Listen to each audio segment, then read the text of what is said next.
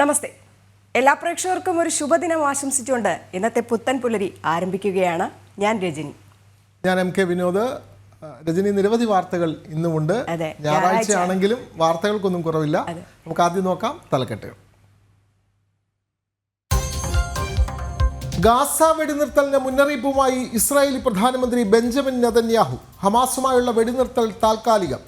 മോചിപ്പിക്കുന്ന ബന്ദികളുടെ list ലഭിക്കാതെ മുന്നോട്ട് പോകാനാവില്ല. ട്രംപിന്റെ പിന്തുണ തനിക്കുണ്ടെന്നും നെതന്യാഹു.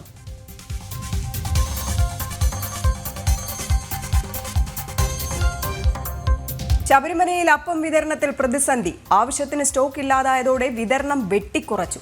തീർത്ഥാടകർക്ക് നൽകുന്നത് 5 പാക്കറ്റ് വരെ മാത്രം. പ്രതീക്ഷിച്ചതിലും അധികം ഭക്തരെത്തിയത് കരുതലിനെ ബാധിച്ചെന്ന് ദേവസ്വം ബോർഡ്.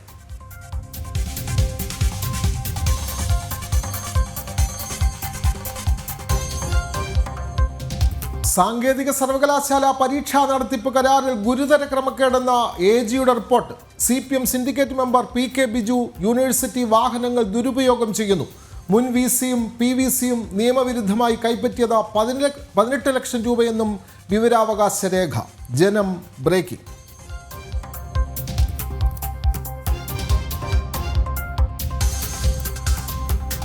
സർക്കാർ ആശുപത്രിയിൽ വിതരണം ചെയ്ത ഗുളികയിൽ മുട്ടുസൂചി കണ്ടെത്തിയ സംഭവത്തിൽ വ്യക്തതയില്ലാതെ ആരോഗ്യവകുപ്പ്. അന്വേഷണം പുരോഗമിക്കുന്നുവെന്ന് അഡീഷണൽ ഡയറക്ടർ. മരുന്ന് കമ്പനിയുടെ മുഴുവൻ സ്റ്റോക്കും ഫാർമസികളിൽ നിന്ന് നീക്കം ചെയ്തു.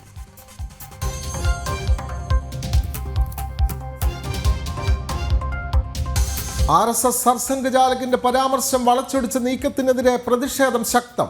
വാക്കുകൾ കോൺഗ്രസ് ദുർവ്യാഖ്യാനം ചെയ്തതിന് പിന്നിൽ രാഷ്ട്രീയ അജണ്ടയെന്ന് പ്രജ്ഞാപ്രവാഹ് ദേശീയ സംയോജകൻ J. നന്ദകുമാർ.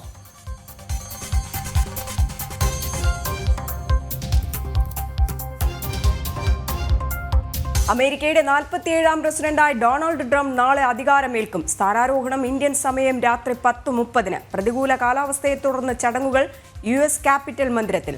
ഭാരതത്തെ പ്രതിനിധീകരിച്ച വിദേശകാര്യമന്ത്രി S. ജയശങ്കർ US-ൽ.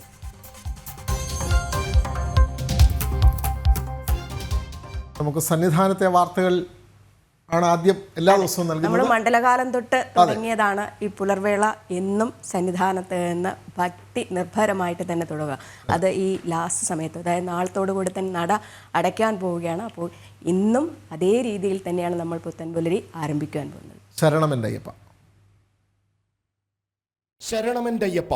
പവർഡ് ബൈ അഴകുള്ള മുടിക്ക് വേണം total care from AVA Kottakkal Ayurveda. ശരിയായ ആയുർവേദം, ശരിയായ ഫലപ്രാപ്തി. പവർഡ് ബൈ ഇനി എന്നും നിങ്ങളുടെ പ്രഭാത ഭക്ഷണം BKD സ്റ്റീം പുട്ടുപൊടി, rich and soft.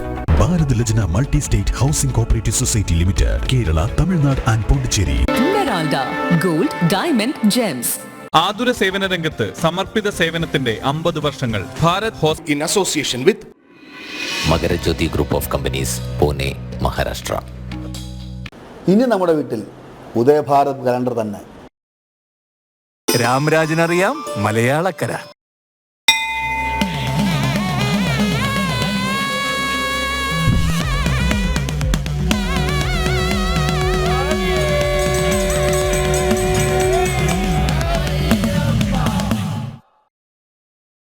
Mandala Makaravilakku തീർത്ഥാടന കാലത്തിന് സമാപനമാകുന്നു. ഭക്തർക്ക് ദർശനം ഇന്നുകൂടി മാത്രം. വൈകിട്ട് 6 മണി വരെ മാത്രമേ ഭക്തരെ പമ്പയിൽ നിന്നും കടത്തിവിടൂ. രാത്രിയിൽ ഗുരുതി നടക്കും. അരുൺ കൊടുങ്ങൂരുണ്ട് സന്നിധാനത്ത് നിന്നും വിവരങ്ങൾ പങ്കുവയ്ക്കാനായിട്ട്. അരുൺ, നമസ്തേ. സ്വാമി ശരണം. അങ്ങനെ ഒരു തീർത്ഥാടന കാലത്തിനു കൂടെ സമാപനം ആവുകയാണ്. ഇന്നുകൂടെ മാത്രമേ ഭക്തർക്ക് ദർശനം അനുവദിക്കുകയുള്ളൂ. ഒപ്പം വിഷമകരമായ ഒരു കാര്യം കൂടെയാണ്. കാരണം ഈ 2 മാസക്കാലം ഭക്തരുടെ ഒരു ഒഴുക്ക് തന്നെ നമുക്ക് അവിടെ കാണാൻ കഴിഞ്ഞു. മറ്റൊന്ന് പറയുന്നത്, അരുൺ പല പ്രാവശ്യമായിട്ട് അവിടെ നിന്ന് റിപ്പോർട്ടിംഗ് ചെയ്യാൻ തുടങ്ങിയിട്ട് മണ്ഡലകാലം ആരംഭിച്ചതിന് ശേഷം. അപ്പോൾ അരുണിനും അതേപോലെ തന്നെ ഒരു വിഷമം, അതെ, അനുഭവവും അതുപോലെ തന്നെ ഈ മല ഇറങ്ങുമ്പോൾ ഒരു വിഷമവും തോന്നും, അല്ലേ അരുൺ?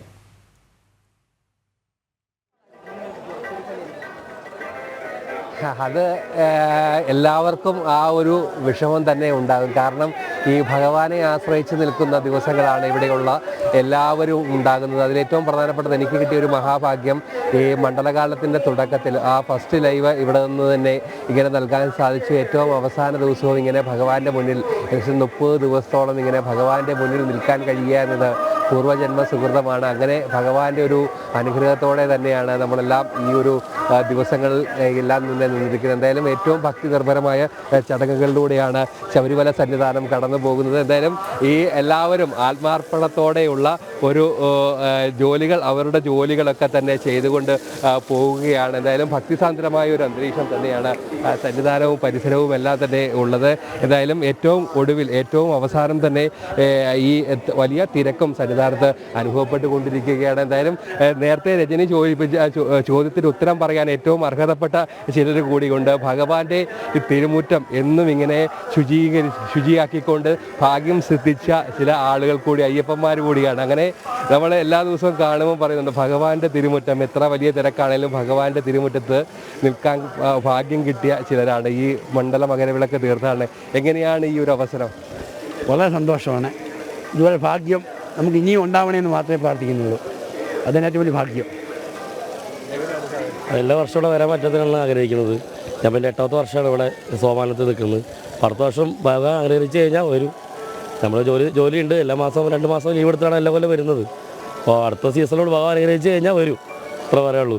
ദേവസ്വം ബോർഡിന് നന്ദി പറയുന്നു. കാര്യം അവരൊരു വാക്കൻസി വിളിച്ചുകൊണ്ട് നമുക്ക് ജോലിക്ക് വരാൻ പറ്റി. ഒരുപാട് ആൾക്കാരൊക്കെ ഒരു അവസരമാണ്. ഇപ്പോൾ ഇവരെ പറഞ്ഞ കടക്കാർക്ക് അതുപോലെ വണ്ടിയുള്ള ആൾക്കാർക്ക് ഓട്ടോ കാര്യങ്ങളൊക്കെ കിട്ടും. അതുപോലെ എല്ലാവർക്കും ജോലി. അപ്പോൾ ദേവസ്വം ബോർഡ് ആദ്യം ഞങ്ങൾ നന്ദി പറയുന്നത്. അവരൊരു ഇങ്ങനെ ഒരു വാക്കൻസി ഇട്ടുകൊണ്ട് ഞങ്ങൾക്ക് എല്ലാവർക്കും ഇവിടെ ജോലിക്ക് വരാൻ സാധിച്ചു.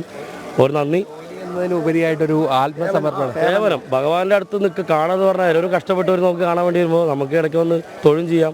ഭഗവാന്റെ അടുത്ത് ഇത്ര പുണ്യ ജന്മത്ത് വരാൻ നമുക്ക് കിട്ടാനില്ല. അത് ഭാഗ്യം തന്നെയായിട്ട് കാണുന്നു. അയ്യപ്പൻ്റെ അനുഗ്രഹം അടുത്ത പ്രാവശ്യം വരാൻ സാധിക്കട്ടെ. അതാണ് ഈ ഭഗവാന്റെ മുന്നിൽ നിന്ന് ഇങ്ങനെ ഈ 2 മാസത്തിന് അപ്പുറത്തേക്ക് പോകുമ്പോൾ കണ്ട വിടറിക്കൊണ്ട് കണ്ണ് നിറയാതെ ഒരിക്കലും പറയാൻ പറ്റും. ഇറങ്ങുമ്പോൾ നമ്മൾ ഭയങ്കര വിഷമത്തോടു കൂടി ഇറങ്ങുന്നത്. ഏറ്റവും കൂടി വൈകിട്ടാണ് നമുക്ക് അതിൻ്റെ ബുദ്ധിമുട്ട് അറിയുക. കാരണം വൈകിട്ട് ഇറങ്ങുമ്പോൾ എന്തായാലും കണ്ണീര് വരും. അതങ്ങനെയാണ് ഭഗവാനുള്ള കാര്യം. ഞങ്ങൾക്ക് കണ്ണീരല്ലാണ്ട് ഞങ്ങൾ പോവില്ല. പിന്നെ ഏറ്റവും ഭഗവാന്റെ അടുത്ത് ജോലിയല്ല, നമ്മൾ സേവനം. ഭഗവാന്റെ അടുത്ത് ജോലി ചെയ്യാൻ പറ്റിയൊരു ഭാഗ്യം തന്നെ നമുക്കൊരു ഇതല്ലേ, നല്ല സന്തോഷം തോന്നുന്നു. നമ്മുടെ ജന്മം തന്നെ പുണ്യമായി അല്ലേ. ഭഗവാന്റെ അടുത്ത് ജോലി ചെയ്യാനും ഏകദേശം ഒരു 17 വർഷത്തോളം സന്നിധാനത്ത് തന്നെ ഞാൻ ഡ്യൂട്ടി ചെയ്തിട്ടുണ്ട്. ഞാൻ 300 രൂപ ശമ്പളമുള്ള സമയത്ത് വരാൻ തുടങ്ങിയതാണ്. വലിയൊരു ഭാഗ്യമാണ്. ഇനിയുള്ള കാലം ആവതുള്ള കാലം വരെയും ഭഗവാന്റെ സന്നിധി ഇതുപോലെ ഒന്ന് സേവനം ചെയ്യാനായിട്ട് വളരെയേറെ ആഗ്രഹിക്കുന്നുണ്ട്. ഞങ്ങൾക്ക് എല്ലാവർക്കും തന്നെ ഒരാൾക്ക് തന്നെ ഒത്തൊരുമയോട് കൂടി തന്നെ ഭഗവാന്റെ കാര്യങ്ങൾ ചെയ്യുവാനും പിന്നെ അതുപോലെ ദേവസ്വം ബോർഡ് ഇങ്ങനൊരു കാര്യങ്ങൾ ക്ഷണിക്കുന്നതുകൊണ്ടാണ് നമുക്ക് എല്ലാവർക്കും വരാനും എടുക്കാനൊക്കെ ചെയ്യാൻ പറ്റുന്നത്.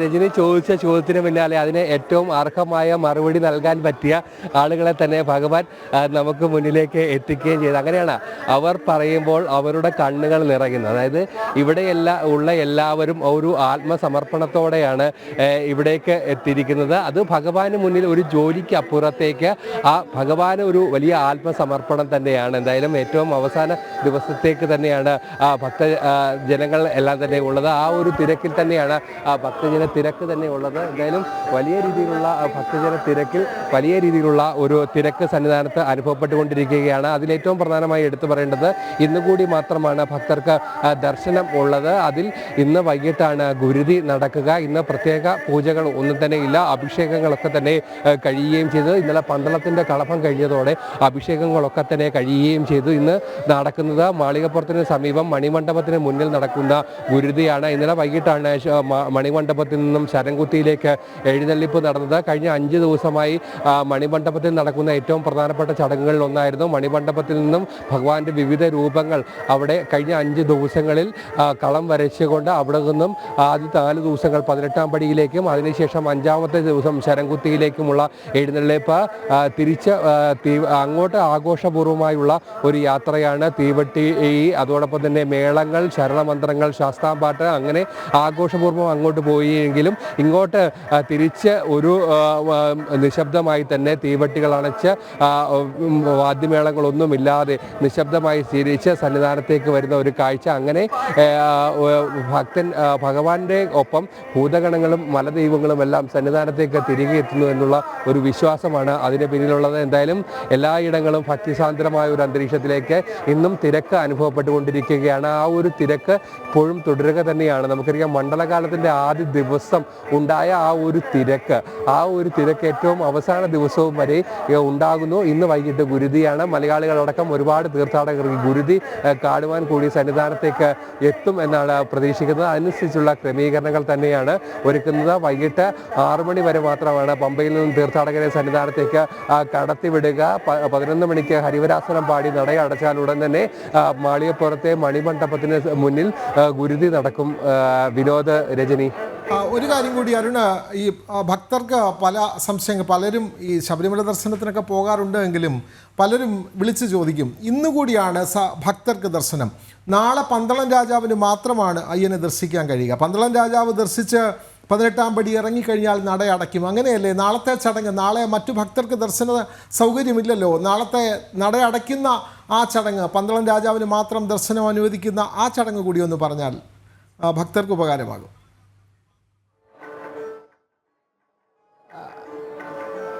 അതിലേറ്റവും പ്രധാനപ്പെട്ടത് ഇന്ന് വൈകിട്ട് ഹരിവരാസനം പാടി നടയടയ്ക്കും വരെ മാത്രമാണ് ഭക്തജനങ്ങൾക്ക് ദർശനമുള്ളത്. നാളെ രാവിലെ 5:30-ക്ക് ഗണപതി ഹോമം കഴിയും. അതിനുശേഷം പന്തള രാജപ്രതിനിധി സന്നിധാനത്തേക്ക് എത്തും, ദർശനം നടത്തും. അതിനുശേഷം തിരുവാഭരണം തിരിച്ചു പടിയിറങ്ങും. ഏറെ വൈകാരികമായ, ഏറെ വികാരനിർഭരമായ ഒരു ചടങ്ങാണ്. അധികം ആളുകൾക്കൊന്നും തന്നെ സാക്ഷിയാകാൻ കഴിയാത്ത ഒരു ചടങ്ങാണത്. അതായത് എങ്ങനെയാണോ തിരുവാഭരണം ഇങ്ങനെ സന്നിധാനത്തേക്ക് കയറി വന്നത്, അതേ രീതിയിൽ തന്നെ തിരിച്ചു പടിയിറങ്ങുന്ന ഏറ്റവും സുന്ദരമായ, ഏറ്റവും മനോഹരമായ ഒരു കാഴ്ചയുണ്ട്. അതിനുശേഷം തിരുവാഭരണം പടിയിറങ്ങുന്ന ആ ഒരു സമയത്ത് തന്നെ തിരിച്ച് രാജപ്രതിനിധി കൂടി ഇവിടേക്ക് പടിക്ക് താഴെ എത്തി യാത്രയാകുന്നു എന്നതാണ് വിശ്വാസം. അതുകൊണ്ട് തന്നെ നാളെ രാജപ്രതിനിധിക്ക് മാത്രമാണ് ശബരിമലയിൽ ദർശനം ഉള്ളത്. മറ്റ് ഒരു ഭക്തനും ദർശനമില്ല എന്നതാണ് ഏറ്റവും പ്രധാനപ്പെട്ട കാര്യം. എന്തായാലും അങ്ങനെ എല്ലാവിധ ഒരുക്കങ്ങളും പൂർത്തിയായി, എല്ലാവിധ ക്രമീകരണങ്ങളും നടത്തിക്കൊണ്ട് വലിയ ഒരു ഭക്തജനത്തിരക്ക് തന്നെ. സാധാരണ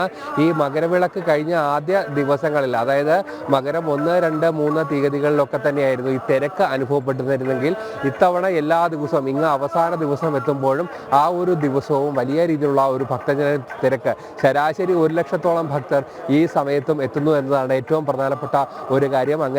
അങ്ങനെ എല്ലായിടങ്ങളും ഭക്തരെ കൊണ്ട് നിറയുന്ന ഒരു കാഴ്ച തന്നെയാണ് ഉള്ളത്. അതുകൊണ്ട് തന്നെ ഇന്നലെ പ്രതീക്ഷിക്കുന്നതിനപ്പുറത്തേക്ക് ഈ ഭക്തർ വന്നുകൊണ്ട് തന്നെ അരവണ അപ്പം അപ്പത്തിൻ്റെ വിതരണത്തിൽ ചെറിയ ഒരു പ്രതിസന്ധി ഉണ്ടായിരുന്നു. അതിലേറ്റവും പ്രധാനമായി പറഞ്ഞിരുന്നത് ഈ വേണ്ടത്ര കരുതലില്ലാത്തത് മൂലം 5 പാക്കറ്റ് അപ്പം മാത്രമാണ് ഭക്തർക്ക് നൽകിയിരുന്നത്. അത് ചെറിയൊരു പ്രതിഷേധം ഭക്തരുടെ ഭാഗത്തുനിന്നും ഇന്നലെ ഉണ്ടാക്കുകയും ചെയ്തിരുന്നു. എന്തായാലും ആ ഒരു പ്രശ്നം പരമാവധി പരിഹരിക്കാൻ ശ്രമിക്കുന്നു എന്നാണ് ദേവസ്വം ബോർഡ് പറഞ്ഞത്. എന്തായാലും ദേവസ്വം ബോർഡിൻ്റെ പ്രതീക്ഷയ്ക്ക് അപ്പുറത്തേക്കുള്ള ഒരു ഭക്തജന പ്രവാഹം സന്നിധാനത്തേക്ക് എത്തിയതാണ് ഇതിന് കാരണമെന്നാണ് അല്പസമയങ്ങൾക്ക് മുമ്പ് എക്സിക്യൂട്ടീവ് ഓഫീസർ തന്നെ നേരിട്ട് വ്യക്തമാക്കുകയും ചെയ്ത് പരമാവധി പ്രശ്നം പരിഹരിച്ചുകൊണ്ട് മുന്നോട്ട് പോകുന്നു. ഭക്തർക്ക് ബുദ്ധിമുട്ടുണ്ടാകാത്ത രീതിയിൽ പ്രശ്നം പരിഹരിക്കാൻ ശ്രമിക്കുന്നു എന്നാണ് അവർ പറയുകയും ചെയ്യുന്നത്. വിനോദ, ഏതായാലും ചെറിയ ചെറിയ ഒരു പ്രശ്നങ്ങൾ ഒഴിച്ചു കഴിഞ്ഞാൽ സുഗമമായ ഒരു ദർശനം തീർത്ഥാടനകാലം തന്നെയായിരുന്നു. അതെ.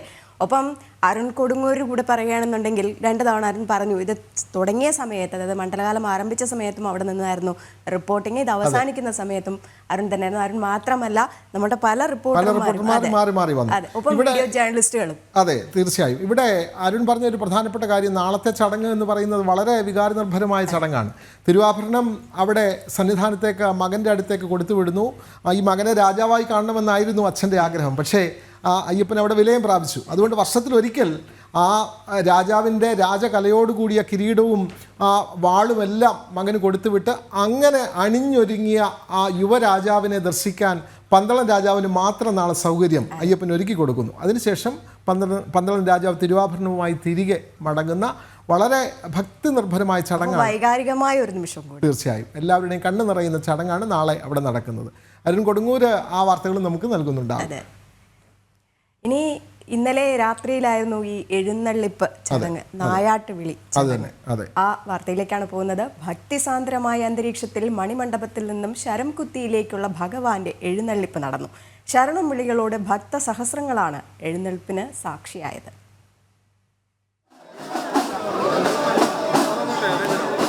സന്നിധാനത്തെ അത്താഴപൂജയ്ക്ക് ശേഷമായിരുന്നു മണിമണ്ഡപത്തിൽ നിന്നും ശരംകുത്തിയിലേക്കുള്ള എഴുന്നള്ളിപ്പ് ആരംഭിച്ചത്.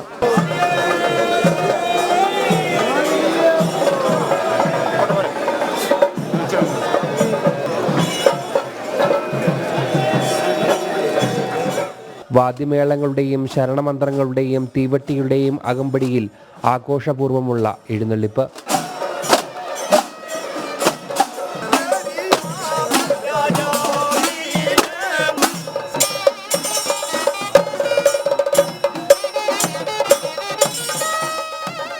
ജീവസമാധിയിലായ അയ്യപ്പസ്വാമിയെ കൊമ്പം മീശയോടുകൂടിയ തിരുമുഖമുള്ള തിടമ്പിലേക്ക് ആവാഹിച്ചാണ് എഴുന്നള്ളിപ്പ്.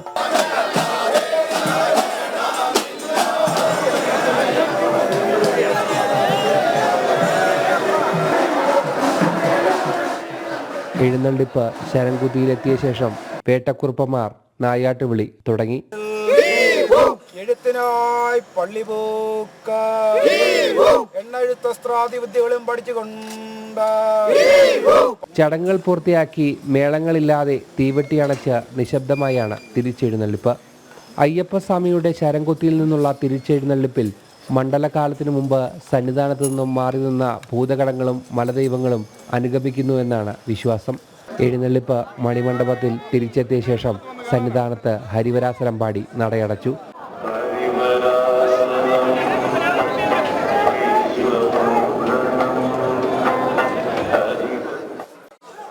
ടീം ജനം സന്നിധാനം.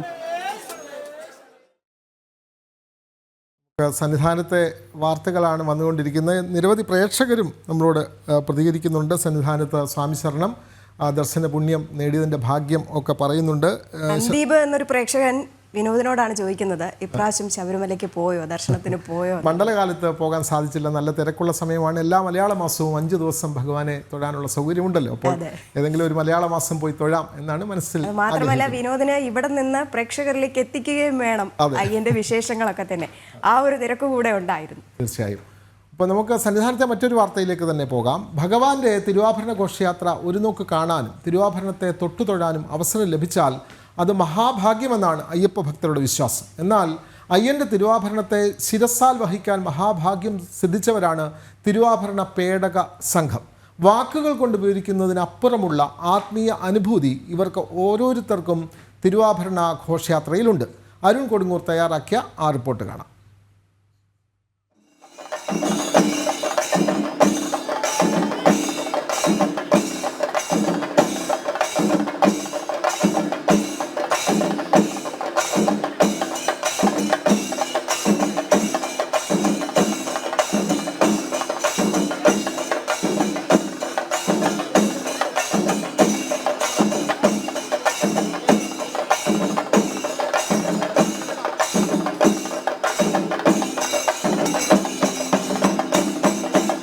പന്തളത്തു നിന്നുള്ള ഒരു തിരുവാഭരണ ഘോഷയാത്ര അത് ഒരു ഭക്തനെ സംബന്ധിച്ചോളം ഒരു ജന്മസാഫല്യം തന്നെയാണ്.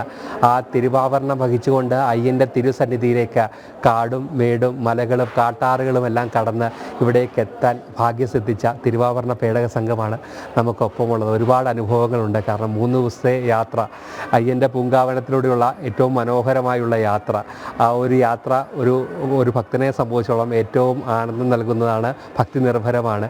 എങ്ങനെയാണ് ആ ഒരു അനുഭവം? എങ്ങനെയാണ് ആ ഒരു അനുഭവം എന്ന് പറഞ്ഞാൽ, പന്തളത്ത് നിന്നും നമ്മൾ തിരുവാഭരണം തലയിൽ വെക്കുമ്പോൾ തന്നെ നമുക്കൊരു പ്രത്യേക അനുഭൂതിയാണ്.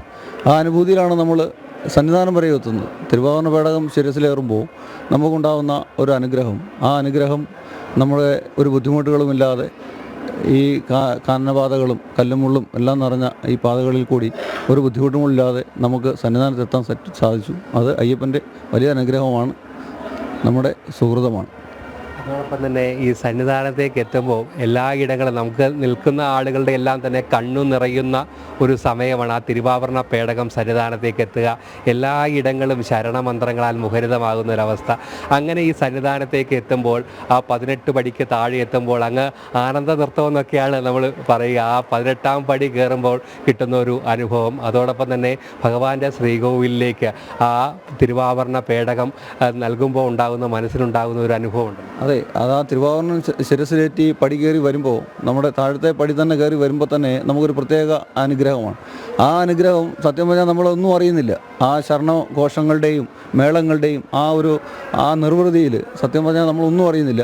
തിരുവാഭരണം നമ്മൾ എങ്ങനെയാണോ വരുന്നതെന്ന് പോലും നമുക്കറിയില്ല. അതേപോലെ അത്ര അനുഗ്രഹമാണ്. അതൊരു അയ്യപ്പൻ്റെ അനുഗ്രഹം തന്നെയാണ്. നമ്മളൊന്നും അറിയുന്നില്ല. ഭഗവാന്റെ അനുഗ്രഹം കൊണ്ട് അത് സന്നിധാനത്ത് എത്തുമ്പോൾ ഉണ്ടാകുന്ന ഒരു അനുഗ്രഹം, അതൊരു വളരെ വലിയ അനുഗ്രഹമാണ്. വരുന്ന വഴികളിലൊക്കെ ദേവസാന്നിധ്യമായി, അത് ഭഗവാന്റെ സാന്നിധ്യമായി ശ്രീകൃഷ്ണ പരുന്തായി ഒപ്പമുണ്ട്. അത് അങ്ങ് പന്തളത്തു നിന്നും പുറപ്പെടുമ്പോൾ മുതൽ ഇങ്ങ് കാനനപാതയിലെല്ലാം തന്നെ, തിരുവാഭരണ പാതയിലെല്ലാം തന്നെ എത്ര വലിയ തിരക്കുകൾക്ക് നടുവിലും ആ ഭഗവാന്റെ ഒരു സാന്നിധ്യത്തോടെയല്ലേ വരിക? അതെ അതെ, പന്തളത്ത് നിന്നും ആ 1 മണിക്ക് തിരുവാഭരണം എടുക്കുന്ന സമയത്ത് കൃഷ്ണപ്പരുന്ത് നമ്മുടെ ശ്രീകോവിലിൻ്റെ മുകളിൽ വട്ടമിട്ട് പറക്കും. അത് നമ്മുടെ തിരുവാഭരണത്തിൻ്റെ കൂടെ തന്നെ, നമ്മൾ തിരുവാഭരണം എവിടെ വെച്ചാലും ആ കൃഷ്ണപ്പരുന്ത് ആ തിരുവാഭരണത്തിൻ്റെ മുകളിലുണ്ടാവും. അതേപോലെ നമ്മൾ തിരിച്ച് പന്തളത്തേക്ക് പോകുന്ന സമയത്തും ആ ശ്രീകൃഷ്ണപ്പരുന്ത് നമ്മുടെ തിരുവാഭരണത്തിൻ്റെ കൂടെ തന്നെ പന്തളത്ത് എത്തി. അത് നമ്മൾ സാറിന് എല്ലാവരും പറയാറുണ്ട്, ഇത് ഓരോരുത്തർ വളർത്തുന്നതാണ്, അങ്ങനെയൊക്കെയാണ്. പക്ഷേ അതൊന്നുമല്ല, ഭഗവാന്റെ അനുഗ്രഹം. നമുക്കറിയാം, ഈ ശ്രീകൃഷ്ണപ്പരുന്ത് പേട്ട തുള്ളുന്ന സമയത്താണെങ്കിലും, നമ്മുടെ തങ്കയങ്കി വരുന്ന സമയത്താണെങ്കിലും, തിരുവാഭരണം വരുന്ന സമയത്താണെങ്കിലും, ഈ 3 സമയത്തും ഈ കൃഷ്ണപ്പരുന്ത് നമ്മോടൊപ്പമുണ്ട്. അത് ഭഗവാൻ തന്നെയാണ്. ഭഗവാൻ നമ്മളെ അനുഗ്രഹിച്ചു കൊണ്ടുവരികയാണ്. ഇനി തിരിച്ചുള്ള യാത്രയും അതേ രീതിയിൽ തന്നെയാണ്. കാടും മേടും നിറഞ്ഞ പൂങ്കാവനത്തിലൂടെയുള്ള വഴികളിലൂടെയുള്ള യാത്രയല്ലേ, അതിനെക്കുറിച്ചുകൂടെ ഒന്ന് പറയും. അതെ, തിരിച്ച് ഇനി നമ്മൾ പമ്പയിൽ വരാറില്ലായിരുന്നു. തിരിച്ചു പോകുന്ന സമയത്ത് നമ്മൾ പമ്പയിൽ ചെന്നിട്ടാണ് തിരിച്ച് നമ്മുടെ അട്ടത്തോട് വഴി നമ്മൾ പോകുന്നത്. അതേ നമ്മളിപ്പോൾ വന്ന അതേ വഴി തന്നെയാണ് പോകുന്നത്. തിരിച്ചു പോകുന്ന ആദ്യത്തെ ദിവസം ലാഹാസത്രത്തിലും, 2ാമത്തെ ദിവസം റാന്നി പെരുന്നാട് കക്കാട്ടുകോയിക്കൽ ക്ഷേത്രത്തിൽ അവിടെ തിരുവാഭരണം ചാർത്തി ദർശനമുണ്ട്. അതിനുശേഷം അടുത്ത ദിവസം ആറന്മുള കൊട്ടാരത്തിൽ വയ്ക്കുന്നുണ്ട്. അവിടെ തിരുവാഭരണം ദർശനമുണ്ട്. അതിനുശേഷം പിറ്റേ ദിവസം രാവിലെ 23-ാം തീയതി രാവിലെ പന്തളത്ത് കൊട്ടാരത്തിലെത്തും. അദ്ദേഹം പറഞ്ഞ പോലെ തന്നെ എല്ലാവർക്കും ഓരോ അനുഭവമാണ്. വലിയൊരു മഹത്വമായ ഭാഗമാണ്.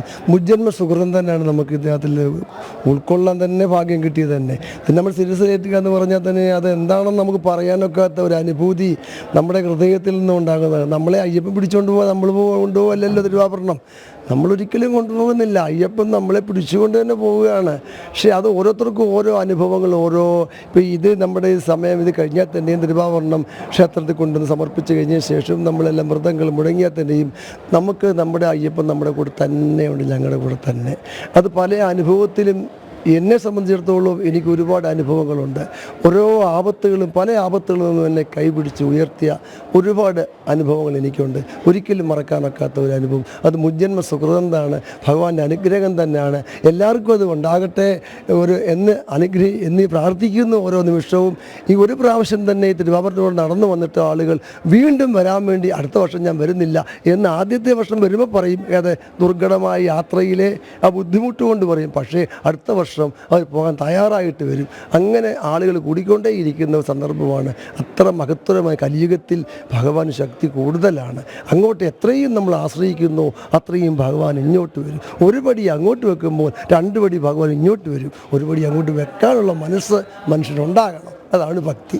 സ്വാമിയേ ശരണമയ്യപ്പ. തീർച്ചയായും അങ്ങനെയാണ്. പറയുമ്പോൾ തന്നെ കണ്ടമിടർന്നു, കണ്ണുകൾ നിറയുന്നു. അങ്ങനെ എന്തായാലും ഒരു മുൻജന്മ സുഹൃതത്തിനപ്പുറത്തേക്ക് ഈ ഒരു കാര്യത്തിന് നമുക്ക് പറയാൻ പറ്റില്ല. കാരണം ഒന്ന്, ആ തിരുവാഭരണത്തെ തൊട്ടു തൊഴുവാൻ ഒരുപാട് ഭക്തസഹസ്രങ്ങൾ ഇങ്ങനെ നിൽക്കുമ്പോൾ ആ തിരുവാഭരണം വഹിച്ചുകൊണ്ട് ഭഗവാന്റെ തിരുസന്നിധിയിലേക്ക് എത്താൻ മഹാഭാഗ്യം സിദ്ധിച്ച ആളുകൾ തന്നെയാണ് നമുക്ക് ഒപ്പം. അവരുടെ അനുഭവങ്ങൾ, ആ അനുഭവങ്ങൾ തന്നെയാണ് അവർ പങ്കുവെക്കുകയും ചെയ്തത്. അതെ, ശബരിമലയിലെ വിശേഷങ്ങൾ നമ്മൾ എല്ലാ ദിവസവും പങ്കുവെക്കുന്നുണ്ടായിരുന്നു രജനി. അതെ, രാവിലെ മുതൽ നമ്മുടെ പുത്തൻപുലരി ആരംഭിക്കുന്നത് തന്നെ ആ സന്നിധാനത്തെ വിശേഷങ്ങളൊക്കെ തന്നെ പങ്കുവെച്ചുകൊണ്ടാണ്. ഒപ്പം അവിടുത്തെ പ്രധാനപ്പെട്ട ചടങ്ങുകളെല്ലാം തന്നെ തത്സമയം നമ്മൾ കാണിച്ചുകൊണ്ടിരുന്നു. വൈകുന്നേരത്തെ ദീപാരാധന, രാത്രി ഹരിവരാസനം, അത് കാണുന്നതിന് വേണ്ടി ലോകത്തുള്ള എല്ലാ ജനങ്ങളും ഈ ജനൻ TV വയ്ക്കുന്ന ആ ഒരു രീതിയിലേക്ക് തന്നെ മാറിക്കഴിഞ്ഞിരിക്കുന്നു. അതാണ്. മറ്റ് ചാനലുകൾ മകരവിളക്ക് വരെയുള്ള വിശേഷങ്ങൾ കൊടുക്കുമെങ്കിൽ മകരവിളക്കിന് ശേഷം അവരൊക്കെ പടിയിറങ്ങും. പക്ഷേ നമ്മൾ ആ നട അടയ്ക്കുന്നിടം വരെ സന്നിധാനത്ത് ഒപ്പമുണ്ടാകും. ജനൻ TV എന്നും ഭക്തർക്കൊപ്പമാണ്. തീർച്ചയായും നമ്മുടെ ഗണേഷ് കുമാറിനെ പോലുള്ള പ്രേക്ഷകരും അക്കാര്യം പ്രത്യേകം എടുത്തു പറയുന്നുണ്ട്. അതെ, ജനൻ TV ശബരിമലയിൽ നിന്നും തുടങ്ങിയത് മുതൽ നേരിട്ടുള്ള റിപ്പോർട്ടിങ്ങും കാഴ്ചകളും, ശബരിമലയിൽ പോകാനാകാത്ത ഞങ്ങളെപ്പോലുള്ളവർക്ക് അവിടെ എത്തി തൊഴുതുപോലുള്ള അനുഭവങ്ങൾ, അത് ഗണേഷ് കുമാറിന് മാത്രമല്ല ഈ ലോകത്തുള്ള എല്ലാ ഭക്തർക്കും അതേ ഒരു അനുഭവം തന്നെയാണ് ഉള്ളത്. എന്തായാലും ശബരിമല വിശേഷങ്ങളൊക്കെ തന്നെ പൂർത്തിയായി. ഇനി നമ്മൾ മഹാസംഗമ വേദിയിലേക്കാണ് പോകുന്നത്.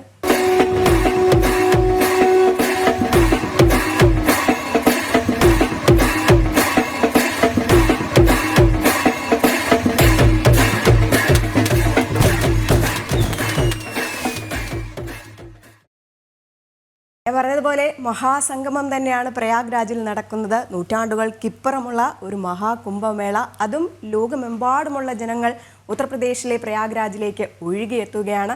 മഹാകുംഭനഗരിയിൽ രുദ്രാക്ഷങ്ങൾ കൊണ്ട് 12 ജ്യോതിർലിംഗങ്ങൾ ഒരുക്കിയത് ഭക്തിയും കൗതുകവും ഉണർത്തുകയാണ്.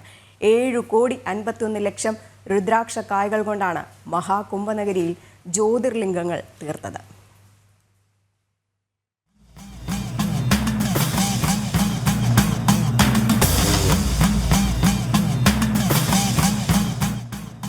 ഏഴ് 7,51,00,000 രുദ്രാക്ഷ കൈകൾ, 12 ജ്യോതിർലിംഗങ്ങളും തീർത്തത് രുദ്രാക്ഷ കൈകൾ കൊണ്ട് തന്നെ.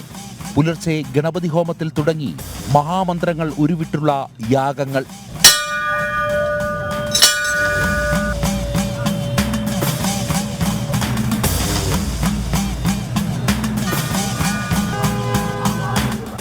ജനസാഗരമെത്തുന്ന മഹാകുംഭനഗരിയിൽ ജ്യോതിർലിംഗങ്ങൾ തീർത്തത് അമേഠി ആസ്ഥാനമായ അഖില ഭാരതീയ ഹിന്ദു സംരക്ഷണ സമിതിയാണ്.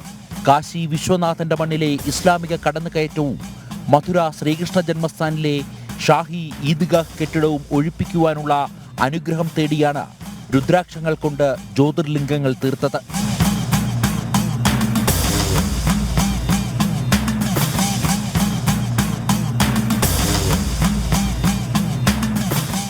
ജനം പ്രയാഗ്രാജ്. രജനി പറഞ്ഞതുപോലെ ശബരിമലയിലെ ഓരോ വിശേഷങ്ങളും എല്ലാം കൃത്യമായി ഭക്തരിലേക്ക് എത്തിക്കുന്നു. നാളെ സന്നിധാനത്തെ വിശേഷങ്ങൾ നാളെ കൊണ്ട് മണ്ഡലകാലം അവസാനിക്കും. പക്ഷേ ഇനിയുള്ള 45 ദിവസം അത് തുടങ്ങി കുറച്ച് ദിവസമായി. ഇനിയുള്ള ദിവസങ്ങളിലൊക്കെ തന്നെ ഈ പറഞ്ഞ മഹാകുംഭമേളയുടെ വിശേഷങ്ങൾ എല്ലാ ദിവസവും ഉണ്ടാകും. നമ്മുടെ പ്രത്യേക പ്രതിനിധി അവിടെയുണ്ട്, പ്രയാഗ്രാജിലുണ്ട്, നന്ദഗോപൻ അവിടെയുണ്ട്. അതുകൊണ്ട് എല്ലാ ദിവസവും ഇത്തരം വളരെ വിശേഷപ്പെട്ട പ്രേക്ഷകർക്ക് ഏറെ കൗതുകമുണർത്തുന്ന ഏറെ ഭക്തിനിർഭരമായ വാർത്തകൾ മഹാകുംഭമേളയിൽ നിന്നും ഉണ്ടാകും അല്ലേ. ഇനി നമുക്ക് അന്താരാഷ്ട്ര വാർത്തകളിലേക്കൊന്ന് പോകാം. ഗാസ വെടിനിർത്തലിന് മണിക്കൂറുകൾക്ക് മുമ്പ് മുന്നറിയിപ്പുമായി ഇസ്രായേലി പ്രധാനമന്ത്രി ബെഞ്ചമിൻ നെതന്യാഹു. ഹമാസുമായുള്ള വെടിനിർത്തൽ താൽക്കാലികം മാത്രം, ആവശ്യമെങ്കിൽ പോരാട്ടം തുടരാൻ ഇസ്രായേലിന് അവകാശമുണ്ട് എന്നും പ്രധാനമന്ത്രി പറഞ്ഞു. US നിയുക്ത പ്രസിഡന്റ് ഡൊണാൾഡ് ട്രംപിന്റെ പിന്തുണ തനിക്കുണ്ടെന്നും ബെഞ്ചമിൻ നെതന്യാഹു. ב-7 באוקטובר אויבינו ביצעו את הטבח האיום ביותר שנעשה לעם היהודי מאז השואה. אבל מתוך האסון הנורא הזה התגלתה העוצמה האדירה של רוח העם, והתגלתה גם הגבורה העילאית של לוחמינו. העוצמה הזאת היא שמובילה אותנו בנחישות להשיג את כל יעדי המלחמה שקבענו. להשיב את כל חטופינו, לחסל את היכולות הצבאיות והשלטוניות של החמאס, להבטיח שעזה לא תהווה יותר איום על המדינה שלנו. വിവരങ്ങളുമായി ഐസൻ ജോസ് ചേരുന്നു. ഐസൻ, മണിക്കൂറുകൾ മാത്രമാണ് അവശേഷിച്ചിരുന്നത്. വെടിനിർത്തൽ സാധ്യമാകാൻ പോകുന്നു എന്നുള്ള തരത്തിലുള്ള സന്ദേശം ലോകമെമ്പാടും ഉണ്ടായിരുന്നു. പക്ഷേ ഇപ്പോൾ ബെഞ്ചമിൻ നെതന്യാഹു പറയുന്നു ഇത് താൽക്കാലികം മാത്രമാണ്. ഹമാസിനെ അങ്ങനെ വിശ്വസിക്കാൻ പറ്റില്ല എന്നുള്ള അർത്ഥത്തിലാണോ നെതന്യാഹു ഇത് പറയുന്നത്? അങ്ങനെ പറയുമ്പോൾ വെടിനിർത്തൽ ഒരു സ്വപ്നം മാത്രമായി അവശേഷിക്കുമോ? ഐസൺ ജോസ്. വിനോദ്, വെടിനിർത്തലിനുള്ള ധാരണ ഇന്ന് നടപ്പിൽ വരുമെന്ന റിപ്പോർട്ടുകൾ പുറത്തു വരുന്നതിനിടെയാണ് ഇത്തരത്തിൽ വളരെ കൃത്യമായൊരു നിലപാട് ബെഞ്ചമിൻ നെതന്യാഹുവിന്റെ ഭാഗത്തു നിന്നുണ്ടായിരിക്കുന്നത്. അദ്ദേഹം ഇപ്പോൾ വ്യക്തമാക്കിയത്, മാധ്യമങ്ങളോടും അതുപോലെ തന്നെ പൊതുജനങ്ങളോടും വ്യക്തമാക്കിയത്, ഗാസയിലെ ആ ആക്രമണം നടത്തുന്ന ഹമാസിനെ അത്രയ്ക്കും പൂർണ്ണമായും വിശ്വസിക്കാൻ കൊള്ളാവുന്ന ഒരു വിഭാഗമല്ല. അതുകൊണ്ട് തന്നെ വെടിനിർത്തൽ ആവശ്യമെങ്കിൽ വെടിനിർത്തലിൽ നിന്ന് പുറകോട്ട് പോകാനും കർശനമായ നടപടികളിലേക്ക് നീങ്ങാനുമുള്ള സാധ്യതയുണ്ട് എന്ന നിലപാട് തന്നെയാണ് അറിയിച്ചത്. ഇതിന് പശ്ചാത്തലം വളരെ കൃത്യമാണ്, നമുക്ക് പറയാൻ സാധിക്കുന്നുണ്ട്. അതായത് ഹൂതി വിമതരുടെ ചില നിലപാടുകൾ, ഹൂതി വിമതർ ആക്രമണം നടത്തുന്ന ചെങ്കടലിൽ ചില ആക്രമണങ്ങൾ നടത്തിയ റിപ്പോർട്ടുകളെല്ലാം തന്നെ പുറത്തു വരികയും ചെയ്തിരുന്നു. അത് ഹൂതി വിമതരുടെ ഭാഗത്തു നിന്നുണ്ടായ ഒരു അവകാശവാദം മാത്രമായാണ് ഇതുവരെ പുറത്തു വന്നത് എങ്കിൽ കൂടി ഇത്തരത്തിൽ ഹിസ്ബുള്ളയും അതുപോലെ തന്നെ ഹൂതി വിമതരും ഈ സമാധാന ശ്രമത്തെ തകർക്കാനുള്ള ഒരു നീക്കങ്ങൾ നടക്കുന്നുവെന്ന കൃത്യമായ റിപ്പോർട്ടുകൾ പുറത്തു വരുന്ന ഒരു സാഹചര്യം ഉണ്ടായിരുന്നു. ഈ ഒരു പശ്ചാത്തലത്തിലാണ് ഇത്തരം ഒരു നീക്കം ഉണ്ടായിരിക്കുന്നത് ബെഞ്ചമിൻ നെതന്യാഹുവിന്റെ ഭാഗത്തു നിന്ന് എന്നാണ് മനസ്സിലാക്കാൻ സാധിക്കുന്നത്. നിലവിലെ സാഹചര്യത്തിൽ ബെഞ്ചമിൻ നെതന്യാഹുവിന്റെ ഈ നിലപാട് വെടിനിർത്തൽ ധാരണകളെ പ്രതികൂലമായി ബാധിക്കില്ല എന്നത് തന്നെയാണ് മനസ്സിലാക്കാൻ സാധിക്കുന്നത് എങ്കിൽ കൂടി ഹമാസിനെ അന്തിമമായ ഒരു മുന്നറിയിപ്പ് തന്നെയാണ് ബെഞ്ചമിൻ നെതന്യാഹു നൽകിയിരിക്കുന്നത് എന്നതും ഒരു യാഥാർത്ഥ്യമാണ്. നേരത്തെ നമുക്കറിയാവുന്നതാണ്, ഹമാസിനെ പൂർണ്ണമായും ഇല്ലാതാക്കുക എന്ന അന്തിമ ലക്ഷ്യം തന്നെയാണ് തങ്ങൾക്കുള്ളത് എന്ന ഉറച്ച നിലപാടിൽ തന്നെയാണ് നിലവിൽ ഹമാസ് ഉള്ളത്, ബെഞ്ചമിൻ നെതന്യാഹു ഉള്ളത്. ഹമാസ് ഇസ്രായേലിൽ കടന്നു കയറി പല രീതിയിലുള്ള അതിക്രമങ്ങൾ നടത്തുകയും അത് പല രീതിയിലുള്ള ആക്രമണങ്ങൾ തുടരെ നടത്തുകയും ചെയ്യുന്ന ഒരു സാഹചര്യം നിലനിൽക്കുന്നത് കൊണ്ട് അത്തരം ഒരു നീക്കം ഇനിയും ഹമാസിന്റെ ഭാഗത്തു നിന്നുണ്ടാവുകയാണെങ്കിൽ ഇത് ശാശ്വതമായ എന്നേക്കുമായ ഒരു വെടിനിർത്തലായി കണക്കാക്കാനാകില്ല എന്ന മുന്നറിയിപ്പ് തന്നെയാണ് അദ്ദേഹം നൽകിയിരിക്കുന്നത്. ഇന്ന് 8:30 പ്രാദേശിക സമയം 8:30 അതായത് ഭാരതീയ സമയം ഏതാണ്ട് 12:30 മണിയോടുകൂടി ബന്ദികളുടെ മോചനം സാധ്യമാകുമെന്ന ഒരു നിലപാടാണ് ഇന്നലെ വരെ പുറത്തു വന്നിരിക്കുന്നത്. ഇന്നത് സാധ്യമാകുമെന്ന പ്രതീക്ഷയാണുള്ളത്. കാരണം ഈ ബന്ദിമോചനത്തിന് 24 മണിക്കൂർ മുമ്പ് ഈ മോചിപ്പിക്കുന്നവരുടെ വിവരങ്ങൾ കൈമാറണമെന്നായിരുന്നു ധാരണ. പക്ഷെ ആ ധാരണ ലംഘിക്കപ്പെട്ടു എന്നുള്ളൊരു കാര്യമാണ് ബെഞ്ചമിൻ നെതന്യാഹു പറയുന്നത്. ഈ വിവര കൈമാറ്റത്തിനുള്ള സമയം കഴിഞ്ഞു എന്നുള്ള കാര്യം കൂടി ഇസ്രായേൽ ആരോപിക്കുന്നുണ്ട്. അപ്പോൾ ശക്തമായ ഒരു മുന്നറിയിപ്പ് തന്നെയാണ് ഹമാസിന് ഇസ്രായേൽ പ്രധാനമന്ത്രി ബെഞ്ചമിൻ നെതന്യാഹു നൽകുന്നതും. തീർച്ചയായും ബന്ദികളുടെ മോചന പട്ടിക തയ്യാറാക്കി നൽകണം എന്നൊരാവശ്യം ഇന്നലെ മുന്നോട്ട് വെച്ചിരുന്നു. എന്നാൽ അത് സംബന്ധിച്ച ചില തർക്കങ്ങളെല്ലാം തന്നെ നിലനിന്നിരുന്നത്. ഒരു വസ്തുതാപരമായ ഒരു പട്ടികയാണോ തങ്ങൾ നൽകുന്നത് എന്നത് സംബന്ധിച്ച ചില ആശയക്കുഴപ്പങ്ങളെല്ലാം തന്നെ നിലനിൽക്കുന്നു എന്ന ഒരു ആരോപണം വളരെ കൃത്യമായി ഇന്നലെ ഇസ്രായേൽ പറയുകയും ചെയ്തിരുന്നു. എന്നാൽ ഈ ബന്ദികളുടെ മോചനം സംബന്ധിച്ച് ആരെയൊക്കെ എവിടെ നിന്നെല്ലാം മോചിപ്പിക്കുന്നു എന്നത് സംബന്ധിച്ച ഒരു അന്തിമ തീരുമാനം ഇസ്രായേലിന്റെ ഭാഗത്തു നിന്ന് ഒരു അവസാന ചുരുക്കപ്പട്ടിക നൽകണം എന്നൊരു ആവശ്യം മുന്നോട്ട് വെക്കുകയും ചെയ്തിരുന്നു ഇസ്രായേൽ എന്നതും വളരെ വസ്തുതാപരമായ ഒരു പ്രത്യേകത ഒരു ആവശ്യം തന്നെയായിരുന്നു. എന്നാൽ അക്കാര്യത്തിൽ ചില നിലപാടുകൾ കൃത്യമായി എടുക്കാനുള്ള ഒരു നീക്കം ഇവരുടെ ഭാഗത്ത് നിന്ന്, അതായത് ഈ ഹമാസിന്റെ ഭാഗത്ത് നിന്ന് ഉണ്ടായിട്ടില്ല എന്നത് തന്നെയാണ് മനസ്സിലാക്കാൻ സാധിക്കുന്നത്. ഒരു പക്ഷേ ഹമാസ് വീണ്ടും ഈ വെടിനിർത്തൽ സാഹചര്യത്തിൽ വീണ്ടും അവർ പുനരൈക്യപ്പെടാനുള്ള അല്ലെങ്കിൽ ചിതറിക്കിടക്കുന്ന ഭീകര സംഘടനാ സ്വഭാവമുള്ളവരെ ഒന്നിപ്പിക്കാനുള്ള ഒരു നീക്കങ്ങൾ നടക്കുന്നുണ്ട് എന്നൊരു സംശയവും നിലനിൽക്കുന്ന ഒരു സാഹചര്യമുണ്ട്. ഈ ഒരു പശ്ചാത്തലത്തിൽ കൂടിയാണ് കർശനമായ നടപടികളിലേക്ക് കാര്യങ്ങൾ പോകുന്നുവെന്ന് അറിയാൻ സാധിക്കുന്നത്. നിലവിലെ സാഹചര്യത്തിൽ ബെഞ്ചമിൻ നെതന്യാഹുവിന്റെ നിലപാട് ഏറെ ഗൗരവമർഹിക്കുന്ന ഒരു വിഷയം തന്നെയാണ് എന്ന കാര്യത്തിലും തർക്കമില്ല. മാത്രമല്ല ബന്ദികളുടെ പട്ടിക നൽകുന്നതിൽ വീഴ്ച വരുന്നു, അത് വൈകുന്നു എന്നതെല്ലാം തന്നെ വലിയൊരു പ്രശ്നമായി തന്നെ ഉയർന്നു വരുന്നുണ്ട്. നമുക്കറിയാവുന്നതാണ്, മണിക്കൂറുകൾ മാത്രമാണ് ഇനി ശേഷിക്കുന്നത് മോചനത്തിനായുള്ള, അല്ലെങ്കിൽ ആദ്യഘട്ട മോചനത്തിനുള്ള മണിക്കൂറുകൾ മാത്രമാണ് ശേഷിക്കുന്നത്. അത്തരത്തിലുള്ള നീക്കങ്ങൾ നടത്തുന്നതിനെ ഹമാസിന്റെ ഭാഗത്തു നിന്ന്, അതായത് ആത്മാർത്ഥമായ ഒരു മോചന ശ്രമങ്ങൾക്ക് അല്ലെങ്കിൽ സമാധാന ശ്രമങ്ങൾക്കുള്ള നീക്കങ്ങൾ ഹമാസിന്റെ ഭാഗത്തു നിന്ന് ഉണ്ടാകുന്നില്ല എന്ന ഗൗരവതരമായ ഒരു പ്രശ്നം തന്നെ ഉയർന്നു വരികയും ചെയ്യുന്നുണ്ട്.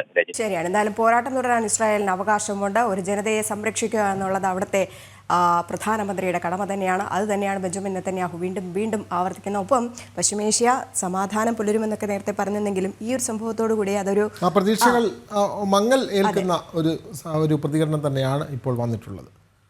ഇനി ഐസിൽ നിന്ന് തന്നെ മറ്റൊരു വാർത്തയുടെ വിവരം കൂടെ അറിയാനുണ്ട്. ലോകം കാത്തിരിക്കുന്ന ഒരു വാർത്തയാണ്. യുഎസിന്റെ 47ാം പ്രസിഡന്റായ ഡൊണാൾഡ് ട്രംപ് നാളെ സ്ഥാനമേൽക്കും. ഇന്ത്യൻ സമയം രാത്രി 10:30 സ്ഥാനാരോഹണ ചടങ്ങുകൾ. പ്രതികൂല കാലാവസ്ഥയെ തുടർന്ന് പതിവിൽ നിന്ന് വ്യത്യസ്തമായി ഇത്തവണ പുറത്തെ ചടങ്ങുകൾ നടത്തില്ല. US ക്യാപിറ്റൽ മന്ദിരത്തിലെ റോട്ടൺ ഹാളിലാകും വേദി. സ്ഥാനാരോഹണത്തിന് ശേഷമുള്ള പരേഡും കെട്ടിടത്തിനുള്ളിലാണ് നടക്കുന്നത്. ഐസൻ ജോസ് ഉണ്ട്. ഐസൻ, ലോകം കാത്തിരിക്കുന്ന ഒരു സ്ഥാനാരോഹണം തന്നെയാണ്. നമ്മൾ പറയുന്നത് പോലെ ഈ സത്യപ്രതിജ്ഞ എന്നുള്ളൊരു വാക്കല്ല അമേരിക്കയിൽ ഉപയോഗിക്കുന്നത്. ഇനാഗ്രേഷൻ എന്നുള്ളൊരു വാക്കാണ് ഉപയോഗിക്കുന്നത്. സമയം നാളെ രാത്രി 10:30 ഇപ്പോഴേ തന്നെ ആഘോഷം ഇന്ത്യയിലടക്കം ഉയർന്നു കേൾക്കുന്നുണ്ട്. ഒപ്പം ഈ ഒരു ചടങ്ങിൽ ഭാഗമാകുന്നതിന് വേണ്ടിയിട്ട് ഇന്ത്യയെ പ്രതിനിധീകരിച്ചുകൊണ്ട് വിദേശകാര്യമന്ത്രി എസ് ജയശങ്കറാണ് പോകുന്നത്. എങ്ങനെയൊക്കെയാണ് ചടങ്ങുകൾ ഒക്കെ തന്നെ പുരോഗമിക്കുന്നത്? മറ്റു വിവരങ്ങൾ. രജനി നേരത്തെ സൂചിപ്പിച്ചതുപോലെ നാളെയാണ് സത്യപ്രതിജ്ഞ. ഇത് പ്രതീക്ഷയോടെ കാത്തിരിക്കുന്നു ലോകം എന്നത് മറ്റൊരു യാഥാർത്ഥ്യം കൂടിയാണ്. ഇതിന് വിവിധങ്ങളായ കാരണങ്ങളുണ്ട്. അമേരിക്കയിലെ ജനത തന്നെ പ്രതീക്ഷിക്കുന്ന വലിയ ചില കാര്യങ്ങളുണ്ട്. അതാണ് ഏറ്റവും പ്രധാനമായ അല്ലെങ്കിൽ ഏറ്റവും പ്രാധാന്യമർഹിക്കുന്ന ഒരു വിഷയം എന്നതാണ് ഇതിന്റെ പ്രത്യേകത. നമുക്കറിയാവുന്നതാണ്, ആദ്യ ദിനം തന്നെ അദ്ദേഹം അധികാരത്തിലേൽക്കുന്ന ആദ്യ ദിനം തന്നെ കുടിയേറ്റ വിഷയം വലിയൊരു ഗൗരവമേറിയ വിഷയമായി കൈകാര്യം ചെയ്യുമെന്ന് അദ്ദേഹം പറഞ്ഞിരുന്നു. അത് വളരെ കൃത്യമായി നടപ്പാക്കാനുള്ള സാധ്യതകൾ ഇന്നലെ തന്നെ വളരെ വ്യക്തമായി പറയുന്ന ഒരു സാഹചര്യം ഉണ്ടായിരുന്നു. അതായത് ഈ കുടിയേറ്റക്കാരെ നിയന്ത്രിക്കുന്നതിനും അത് അനധികൃത കുടിയേറ്റക്കാരെ കൃത്യമായി ഡിപ്പോർട്ട് ചെയ്യുന്നതിനുമുള്ള നീക്കങ്ങൾ നടത്തുമെന്ന് ഇന്നലെ ടോം ഹോമൻ പറഞ്ഞിരുന്നു. ഈ കുടിയേറ്റ വിഷയം കൈകാര്യം ചെയ്യുന്നതിന് ട്രംപ് നിയോഗിച്ച ട്രംപ് ടീമിലെ പ്രതിനിധിയാണ് ടോം ഹോമൻ. അദ്ദേഹം പറഞ്ഞത് അനധികൃത കുടിയേറ്റക്കാരെ അടിയന്തരമായി രാജ്യത്തു നിന്ന് പുറത്താക്കുന്നതിനുള്ള എല്ലാ നീക്കങ്ങളും നടത്തും. അത് 21-ന് തന്നെ അതിന്റെ പരിശോധനകൾ ആരംഭിക്കുമെന്ന് വളരെ കൃത്യമായി പറഞ്ഞിരുന്നു. അത് 20-ാം തീയതി അധികാരത്തിലെത്തുന്ന നിമിഷം തന്നെ നടപ്പാക്കുമെന്നും ട്രംപ് വ്യക്തമാക്കിയിട്ടുണ്ട്. ഇതാണ് ഏറെ ഗൗരവമുള്ള ജനകീയമായ ആഘോഷങ്ങളിലേക്കെല്ലാം തന്നെ കാര്യങ്ങൾ നീങ്ങുന്ന ഒരു സാഹചര്യത്തിലേക്ക് അമേരിക്കയെ നയിക്കുന്നത്. നമുക്കറിയാവുന്നതാണ്, അമേരിക്കയിൽ വലിയ തോതിൽ നികുതി ചുമത്തപ്പെടുന്ന അമേരിക്കൻ പൗരന്മാർക്ക് ആ നികുതികളൊന്നും തന്നെ ബാധകമല്ലാത്ത കുടിയേറ്റക്കാർക്ക് വേണ്ടി അവരുടെ വലിയ തോതിലുള്ള അധ്വാനത്തെ ചെലവഴിക്കുന്നു എന്നൊരു ആരോപണമുണ്ട്. നമുക്കറിയാവുന്നതാണ്, ജോ ബൈഡൻ ഭരണകൂടം നടത്തിയിരുന്ന ചില നീക്കങ്ങൾ, അതായത് അനധികൃത കുടിയേറ്റക്കാർ ഗുരുതരമായ കുറ്റകൃത്യങ്ങളിൽ ഏർപ്പെടുകയും സാമൂഹ്യ വിരുദ്ധമായ കുറ്റകൃത്യങ്ങളിൽ ഏർപ്പെടുന്ന സാഹചര്യത്തിൽ അവർക്കെതിരെ മാത്രം ഡീപ്പോർട്ടേഷൻ അല്ലെങ്കിൽ നാടുകടത്തൽ നടപടി സ്വീകരിക്കുന്ന ഒരു നീക്കമായിരുന്നു ബൈഡന്റെ ഭാഗത്തു നിന്നുണ്ടായിരുന്നത്. എന്നാൽ അങ്ങനെയല്ല, അനധികൃതമായി ആരൊക്കെ കുടിയേറിയിട്ടുണ്ടോ അവരുടെ രേഖകളില്ലാത്ത എല്ലാവരെയും നാട്ടിൽ നിന്ന് അല്ലെങ്കിൽ അമേരിക്കയിൽ നിന്ന് പുറത്താക്കുമെന്ന നിലപാട് വളരെ കൃത്യമായി ട്രംപ് പറഞ്ഞിരുന്നു. ഈ ട്രംപ് ആ പറഞ്ഞ നിലപാട് നടപ്പാക്കാൻ പോകുന്നു എന്നത് വലിയൊരു പ്രതീക്ഷയായി അമേരിക്കയുടെ ജനത കണക്കാക്കുന്നുണ്ട് എന്നതൊരു യാഥാർത്ഥ്യം തന്നെയാണ്. അതുപോലെ തന്നെ പല തരത്തിലുള്ള നീക്കങ്ങൾ, അതായത് അമേരിക്കയുടെ സമാധാനം പുനഃസ്ഥാപിക്കുന്നതിനും വികസനത്തിനും അതുപോലെ തന്നെ അമേരിക്കയുടെ എണ്ണ ശേഖരമെല്ലാം തന്നെ പ്രയോജനപ്പെടുത്തുന്നതിനും അത്തരത്തിലുള്ള നിരവധിയായ അന്താരാഷ്ട്ര ധാരണകളുടെ സാധ്യതകളും അത് അമേരിക്കയ്ക്ക് പ്രതികൂലമായും അനുകൂലമായും മാറ്റിയെടുക്കുന്നതിനുള്ള നീക്കങ്ങൾ ട്രംപിന്റെ ഭാഗത്തു നിന്നുണ്ടാകുമെന്ന് തന്നെയാണ് മനസ്സിലാക്കാൻ സാധിക്കുന്നത്. മാത്രമല്ല, വലിയ തോതിലുള്ള സാമ്പത്തിക പ്രശ്നങ്ങൾ നേരിട്ട രാജ്യത്തെ മഹത്തായ രാജ്യമാക്കി മാറ്റുക എന്ന നിലപാടാണ് അമേരിക്കയുടെ ഭാഗത്തു നിന്നുള്ളത്. അതുകൊണ്ട് തന്നെ അത്തരം നീക്കങ്ങളും നടക്കുമെന്ന ഒരു പ്രതീക്ഷ അമേരിക്കയുടെ ജനതയ്ക്കുണ്ട്. ഇന്ത്യയും ഏറെ പ്രതീക്ഷയോടുകൂടെ തന്നെയാണ് കാത്തിരിക്കുന്നത്. ട്രംപിന്റെ സ്ഥാനാരോഹണം ഇനിയും ഹൗദി മോഡിയും ഒപ്പം നമസ്തേ ട്രംപും ഒക്കെ ഉണ്ടാകാനുള്ള സാഹചര്യം കൂടെ കാണുന്നില്ലേ? തീർച്ചയായും ഭാരതവും ഏറെ ഭാരതത്തിന്റെ ഏറ്റവും മികച്ച സുഹൃത്താണ് ട്രംപ് എന്ന കാര്യത്തിലും നമുക്ക് തർക്കമില്ല. അത് എടുത്തു പറയേണ്ടത് അവസാന ഘട്ടങ്ങളിൽ, അതായത് ഈ തെരഞ്ഞെടുപ്പിന്റെ പ്രചരണം നടക്കുന്ന സമയങ്ങളിലും അതിനുശേഷവും ട്രംപ് വളരെ കൃത്യമായ ചില നിലപാടുകൾ എടുത്തിരുന്നു. നമുക്കറിയാവുന്നതാണ്, ബംഗ്ലാദേശ് വിഷയത്തിൽ ഹിന്ദു വിഭാഗങ്ങൾക്ക് നേരെ നടക്കുന്ന ആക്രമണങ്ങൾക്കെതിരെ ശക്തമായ നിലപാട് സ്വീകരിക്കാൻ ട്രംപിന് സാധിച്ചു. അതുപോലെ തന്നെ ഈ ഹമാസിന്റെ വിഷയത്തിൽ കൃത്യമായ ബന്ദികളുടെ മോചനം സംബന്ധിച്ചുള്ള നിലപാടുകൾ, അത്തരത്തിലുള്ള വിവിധങ്ങളായ അന്താരാഷ്ട്ര നിലപാടുകൾ വളരെ കൃത്യമായി എടുക്കുന്ന ഒരു വ്യക്തി കൂടിയാണ് ട്രംപ്. അതുകൊണ്ട് തന്നെ ഭാരതവുമായി വലിയൊരു ബന്ധം, അതായത് വളരെ വളരെ മികച്ച ബന്ധം നിലനിൽക്കുന്ന ഒരു സാഹചര്യത്തിലാണ് കടന്നുപോകുന്നത്. സ്വാഭാവികമായും ഭാരതത്തെ ഏറെ പ്രതീക്ഷയോടെ ചേർത്ത് പിടിക്കുക എന്ന നിലപാട് ട്രംപിന്റെ പല വാക്കുകളിലും നമുക്ക് കാണാൻ സാധിച്ചിരുന്നു. അത്തരത്തിൽ ഭാരതം നേരിടുന്ന സാമൂഹ്യ പ്രശ്നങ്ങളെ അല്ലെങ്കിൽ ഭാരതം നേരിടുന്ന സാംസ്കാരികമായ വിഷയങ്ങളിലെല്ലാം തന്നെ ഭാരതത്തോടൊപ്പം നിൽക്കാനുള്ള ഒരു നിലപാട് ട്രംപിന്റെ ഭാഗത്തു നിന്നുണ്ടായിരുന്നു എന്നതാണ് ഭാരതത്തിന് ഏറെ പ്രതീക്ഷ നൽകുന്ന കാര്യം. തീർച്ചയായും അദ്ദേഹത്തിന്റെ സ്ഥാനാരോഹണ ചടങ്ങിൽ അല്ലെങ്കിൽ നേരത്തെ രജനി പറഞ്ഞതുപോലെ അമേരിക്കയിൽ നിലനിൽക്കുന്ന വാക്കുകൾ തന്നെ കടമെടുത്താൽ ഇനോഗ്രേഷന്റെ ചടങ്ങിന്റെ ഭാഗമാകുന്നതിന് വേണ്ടി എസ് ജയശങ്കറാണ് ഭാരതത്തിൽ നിന്നും പോകുന്നുണ്ട്. സ്വാഭാവികമായും ഒരു വിദേശകാര്യമന്ത്രി ആദ്യമായി ഒരു ഉന്നത നേതാവിന്റെ അല്ലെങ്കിൽ അമേരിക്കൻ പ്രസിഡന്റിന്റെ സ്ഥാനാരോഹണ ചടങ്ങിൽ പങ്കെടുക്കുമ്പോൾ അതിനെ തുടർന്നുള്ള സൈഡ് ലൈൻ ചർച്ചകളെല്ലാം തന്നെ സാധ്യതയുണ്ട് എന്നത് മറ്റൊരു പ്രത്യേകതയാണ്. തീർച്ചയായും ഭാരതം ഏറെ പ്രതീക്ഷ അർപ്പിക്കുന്നത് നിരവധി കാര്യങ്ങളാണ്. പാകിസ്ഥാൻ അനുകൂലമായ ഒരു നിലപാടും ട്രംപിന്റെ ഭാഗത്തു നിന്നുണ്ടാകില്ല എന്നത് വളരെ കൃത്യമായ ഒരു സൂചന നേരത്തെ തന്നെ, അതായത് പാകിസ്ഥാൻ ഭാരതത്തെ എത്ര കണ്ട് ആക്രമിക്കാൻ ശ്രമിക്കുന്നുവോ അതിനെല്ലാം തന്നെ അതിശക്തമായി എതിർക്കാനുള്ള ഒരു നിലപാട് ട്രംപിന്റെ ഭാഗത്തു നിന്നുണ്ടാകും.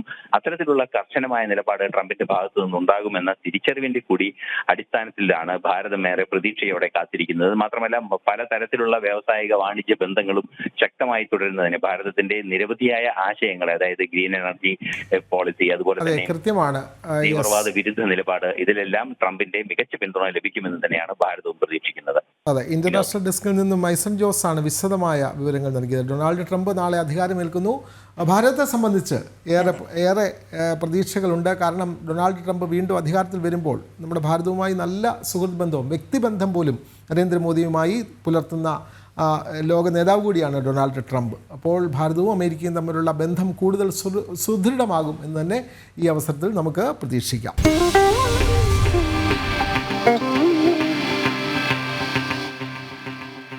ഈ കായിക താരങ്ങൾ നേരിടുന്ന അവഗണന എല്ലാ കാലത്തും വാർത്തയായി വരുന്നതാണ്.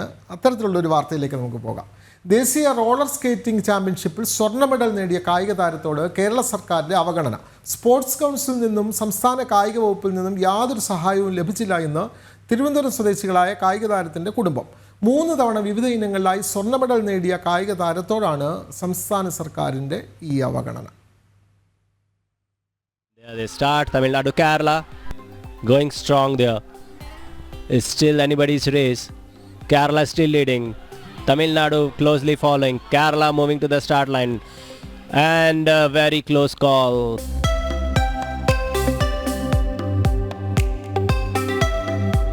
ഇതാണ് ആ കുഞ്ഞു മിടുക്കി ഋതുനന്ദ. നാഷണൽ റോളർ സ്കേറ്റിംഗ് ചാമ്പ്യൻഷിപ്പിൽ കേരളത്തിന്റെ അഭിമാനം ഉയർത്തിക്കാട്ടിയ കുട്ടി. ഈ കുട്ടിയോടാണ് കേരള സർക്കാരിന്റെ അവഗണന.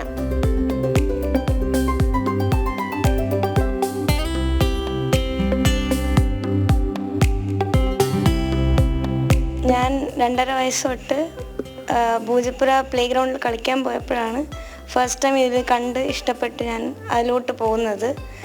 പിന്നെ അത് തുടർച്ചയായി എൻ്റെ പ്രൊഫഷനായിട്ട് എടുത്ത് ചെയ്ത് 2019 ആയപ്പോൾ എനിക്ക് ഫസ്റ്റ് ബ്രോൺസ് മെഡൽ കിട്ടി നാഷണൽസിൽ.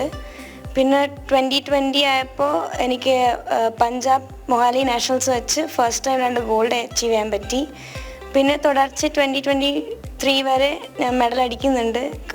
ലാസ്റ്റ് ഇയർ ആണ് എനിക്ക് 3 ഗോൾഡിലോട്ട് അച്ചീവ് ചെയ്തൊരു നാഷണൽ ചാമ്പ്യൻ ആവാൻ പറ്റിയത്.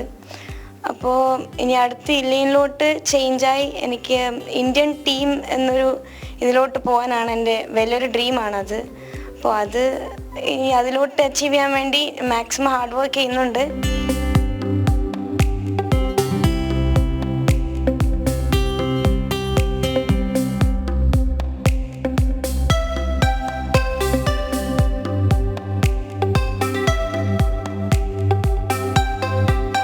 ഉണ്ടെങ്കിൽ മാത്രമേ ഇൻ്റർനാഷണൽ മോക്ക് പങ്കെടുക്കാൻ പറ്റത്തുള്ളൂ. അതുകൊണ്ട് ഇപ്പം ഞങ്ങളുടെ വിഷമം കണ്ട് ഞങ്ങളുടെ റിങ്ങിലുള്ള ഒരു പേരൻ്റ് തന്നെ മോക്ക് വേണ്ടി ടെക്നോ പാർക്കിലുള്ള ഒരു കമ്പനിയുടെ അടുത്ത് പറഞ്ഞ് അവൾക്ക് ഇപ്പം ഇല്ലൈൻ അവർ മേടിച്ചു കൊടുത്തിട്ടുണ്ട്. ഇനി അവളുടെ ലക്ഷ്യം എന്ന് പറഞ്ഞത് ഇൻ്റർനാഷണൽ പോകണം എന്നുള്ളതാണ്. അതിന് നമ്മളെ ഗവൺമെൻറ് എന്ത് ചെയ്തു തരും എന്നാണ് എൻ്റെ ചോദ്യം.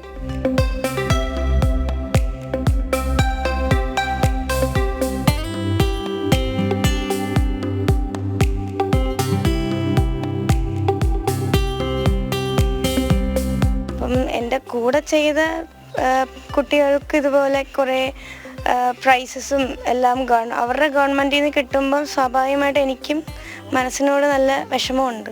അപ്പം ഗവൺമെൻറ് എന്തെങ്കിലും എനിക്കും ഇതുപോലെ അവർക്ക് കിട്ടിയ പോലെ എനിക്കും എന്തെങ്കിലും തരാൻ വേണ്ടി ഇനിഷ്യേറ്റീവ് എടുത്താൽ എനിക്ക് സന്തോഷം. സ്പോർട്സ് കൗൺസിലും സംസ്ഥാന കായിക വകുപ്പും സംയുക്തമായി ഇടപെട്ടാൽ ഏഷ്യൻ ഗെയിംസ് എന്ന ഋതുവിന്റെ സ്വപ്നം യാഥാർത്ഥ്യമാകും. ഇനിയും സർക്കാർ കണ്ണടക്കരുത്. ഈ കൊച്ചുമിടുക്കിക്ക് ഒരുപാട് ദൂരങ്ങൾ സഞ്ചരിക്കാനുണ്ട്. ക്യാമറാമാൻ ഗോപകുമാറിനോടൊപ്പം ശ്രീനന്ദ, ജനം, തിരുവനന്തപുരം. അതെ, ഈ കൊച്ചുമിടുക്കിയെ പോലെയുള്ള കായിക താരങ്ങളെ സർക്കാർ കണ്ണു തുറന്ന് കാണണം അല്ലേ? ഒരുപാട് കഷ്ടപ്പെട്ടാണ് അവർ ഈ നിലയിലേക്ക് എത്തുന്നത്.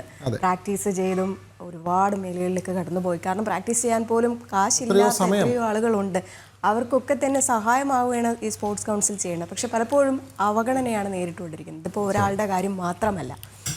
നമുക്ക് രജനി, സന്നിധാനത്തു നിന്നുള്ള വാർത്തകൾ അവസാനിക്കുന്നില്ല.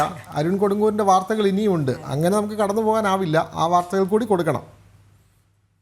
ഭഗവാന്റെ സന്നിധിയിൽ നിന്നും ഔദ്യോഗിക ജീവിതത്തിൽ എന്നും പകർത്താൻ കഴിയുന്ന വലിയ പാഠങ്ങളാണ് ലഭിച്ചതെന്ന് Sabarimala ADM doctor Arun S Nair.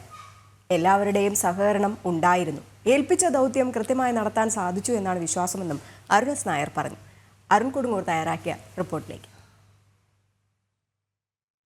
2 മാസം നീണ്ടു നിന്ന മണ്ഡലകാലം പരിസമാപ്തിയിലേക്ക് എത്തുകയാണ്. എന്തായാലും ലക്ഷക്കണക്കിന് തീർത്ഥാടകർ എത്തിയിരുന്നു. ഓരോ ദിവസവും അങ്ങനെ വലിയ രീതിയിലുള്ള ഭക്തജന പ്രവാഹം ഉണ്ടായിരുന്നു. അങ്ങനെ കാര്യമായ പരാതികൾ ഇല്ലാതെ മുന്നോട്ട് പോകുന്നു ഒരു സാഹചര്യം തന്നെയായിരുന്നു. തുടക്കത്തിൽ വലിയ ആശങ്കകളൊക്കെ തന്നെ ഉണ്ടായിരുന്നു. എന്തായാലും Sabarimala ADM doctor Arun S നായരാണ് നമുക്കൊപ്പം ചേരുന്നത്. എന്തായാലും ഒരു ലഭിക്കാവുന്ന ഏറ്റവും വലിയ ഭാഗ്യം അത് തന്നെയല്ലേ ഇത്? തീർച്ചയായിട്ടും എനിക്ക് തോന്നുന്നു ഔദ്യോഗിക ജീവിതത്തിലും വ്യക്തി ജീവിതത്തിലും വളരെ ചുരുക്കം പേർക്ക് മാത്രം കിട്ടുന്ന ഒരു അവസരമാണ് ശബരിമല ADM ആവുക എന്നുള്ളത്. അപ്പോൾ അതെൻ്റെ ഔദ്യോഗിക ജീവിതത്തിലെ ഏറ്റവും തുടക്ക കാലഘട്ടത്തിൽ തന്നെ ഇങ്ങനെ ഒരു പോസ്റ്റ് കിട്ടി. ഇവിടെ സേവനം അനുഷ്ഠിക്കാൻ കഴിഞ്ഞു. കഴിഞ്ഞ 2.5-3 മാസക്കാലത്തോളമായിട്ട് ഇവിടെ വരുന്ന ഭക്തർക്ക് ഗവൺമെൻറ് എന്നുള്ള ഒരു റെപ്രസെൻറ്റേറ്റീവായിട്ട് സേവനം ലഭ്യമാക്കാൻ പറ്റിയത് വലിയൊരു ഭാഗ്യവും ഒരു യോഗവുമായിട്ട് കണക്കാക്കുന്നു. വിവിധ വകുപ്പുകളുടെ ഒരു ഏകോപനം അതുതന്നെയായിരുന്നു അങ്ങയുടെ ഒരു പ്രധാനപ്പെട്ട ചുമതല. മുൻ വർഷങ്ങളിലൊക്കെ തന്നെ ആ ഒരു ഏകോപനം ഇല്ലായ്മയായിരുന്നു പല പ്രശ്നങ്ങൾക്കും കാരണം. ഒരു പ്രശ്നമുണ്ടായാൽ അത് കൃത്യമായി ഇടപെട്ട് പരിഹരിക്കുക എന്നുള്ളതായിരുന്നല്ലോ ഒരു പ്രധാനപ്പെട്ട ഒരു ടാർഗറ്റ് ഉണ്ടായിരുന്നത്. നമുക്കിപ്പോൾ ഇവിടെ ദേവസ്വം ബോർഡ് ഉൾപ്പെടെ ഏകദേശം 30ഓളം സർക്കാർ വകുപ്പുകളുണ്ട്. അപ്പോൾ ശരിക്കും പറഞ്ഞാൽ ഒരു ഡിസ്ട്രിക്റ്റ് പ്രവർത്തിക്കുന്നത് പോലെ തന്നെയാണ് ഇവിടുത്തെ എല്ലാ വകുപ്പുകളും ചേർന്ന് പ്രവർത്തിക്കുന്നത്. അപ്പോൾ അതിൻ്റെ ഏകോപനമാണ് എന്നിൽ ഏൽപ്പിച്ചിരിക്കുന്ന ദൗത്യം എന്ന് പറയുന്നത്. അപ്പോൾ അത് വളരെ ഭംഗിയായി നിർവഹിക്കാൻ സാധിച്ചു എന്നുള്ളൊരു അഭിമാനത്തിലാണ് ഇവിടെ നിന്ന് പോകുന്നത്. യാതൊരു തരത്തിലുള്ള ആക്ഷേപങ്ങളോ അല്ലെങ്കിൽ പരിഭവങ്ങളോ ഒരു ഡിപ്പാർട്ട്മെൻറ്റുകൾ തമ്മിലും ഉണ്ടായിരുന്നില്ല. കൃത്യമായിട്ട് ഏകോപനം നടത്താൻ സാധിച്ചു. അതിൽ ഡിപ്പാർട്ട്മെൻറ്റുകളുടെ വലിപ്പച്ചെറുപ്പമില്ലാതെ തന്നെ കൃത്യമായിട്ടുള്ള ഏകോപനം ചെയ്യാൻ സാധിച്ചു. അതിൻ്റെ അൾട്ടിമേറ്റ് ആയിട്ടുള്ള യൂസ് അല്ലെങ്കിൽ ഉപയോഗം എന്ന് പറയുന്നത് ഇവിടെ വരുന്ന സാധാരണക്കാരായിട്ടുള്ള ഭക്തർക്ക് സുഗമവും സുരക്ഷിതവുമായിട്ടുള്ള ഒരു ദർശനം സാധ്യമാക്കി എന്നുള്ളതാണ്. ഇവിടെ വന്ന ഏറ്റവും അവസാനത്തെ ഭക്തന് പോലും സുരക്ഷിതമായിട്ടുള്ളൊരു ദർശനം സാധ്യമാക്കുന്ന രീതിയിൽ പ്രവർത്തിക്കാൻ എല്ലാ ഡിപ്പാർട്ട്മെൻറ്റുകളും ഒരുമിച്ച് ചേർന്നൊരു ടീം വർക്കായിട്ട് സാധിച്ചു. അതോടൊപ്പം തന്നെ അങ്ങയുടെ ഒപ്പം ഉണ്ടായിരുന്ന ഒരു ടീം എല്ലാ ഇടങ്ങളിലും നമ്മൾ കാണുന്ന പല ഇടങ്ങളിലും അങ്ങയും ഒരു കൂട്ടം യുവാക്കളും അങ്ങനെ സന്നിധാനത്തൊരു ചുറുചുറുക്കോടെ ഇങ്ങനെ എല്ലാ ഇടത്തും എവിടെ ഒരു പ്രശ്നമുണ്ടായാലോ അത് രാത്രിയോ പകലൊന്നുമില്ല അങ്ങനെ ഓടി എത്താൻ സാധിച്ചു എന്നുള്ളത് ഒരു പ്രധാനപ്പെട്ട കാര്യമല്ലേ? തീർച്ചയായിട്ടും എനിക്ക് തോന്നുന്നു എനിക്ക് ഇവിടെ കിട്ടിയ ഏറ്റവും വലിയൊരു സപ്പോർട്ട് മെഷീനറി ആയിരുന്നു എമർജൻസി ഓപ്പറേഷൻ സെൻറ്റേഴ്സിലെ യുവാക്കളെന്ന് പറയുന്നത്. അതിൽ തന്നെ ഒരു കൂട്ടം യുവാക്കൾ രാവും പകലും വ്യത്യാസമില്ലാതെ ഒപ്പം നടന്ന് പ്രവർത്തിക്കാനുള്ള ഒരു ധൈര്യവും അതുപോലെ തന്നെ ഒരു മോട്ടിവേഷനും തന്നു എന്നുള്ളതാണ്. അത് പമ്പയിലായിക്കോട്ടെ, നിലയ്ക്കലായിക്കോട്ടെ, സന്നിധാനത്തായിക്കോട്ടെ ഏത് സമയവും അവരേത് തരത്തിലുള്ള ഒരു സർവീസും തരാൻ റെഡിയായിരുന്നു. എനിക്ക് തോന്നുന്നു ഇവിടെ നടക്കുന്ന എല്ലാ വിവരങ്ങളും ഒരു കണ്ണും കാതുമായിട്ട് പ്രവർത്തിച്ചത് അവർ തന്നെയാണ്. അപ്പോൾ അതിലൂടെ നല്ല സൗഹൃദങ്ങളും ഉണ്ടാക്കിയെടുക്കാൻ സാധിച്ചു. അത് ഒരുപാട് ഭാഗ്യമായിട്ട് കാണുന്നു. അതോടൊപ്പം തന്നെ ഈ ഭഗവാന്റെ ഒരു അനുഗ്രഹം ഇപ്പം നേരത്തെ പറഞ്ഞവരൊക്കെ തന്നെ പറഞ്ഞ പോലെ ഒരു ഭഗവാന്റെ ഒരു കൃത്യമായ ഒരു ഇടപെടൽ അല്ലെങ്കിൽ ഒരു ഭഗവാന്റെ ഒരു അനുഗ്രഹം തന്നെയല്ലേ ഇതിനകത്ത് ഏറ്റവും പ്രധാനമായി എടുത്തു പറയേണ്ടത്?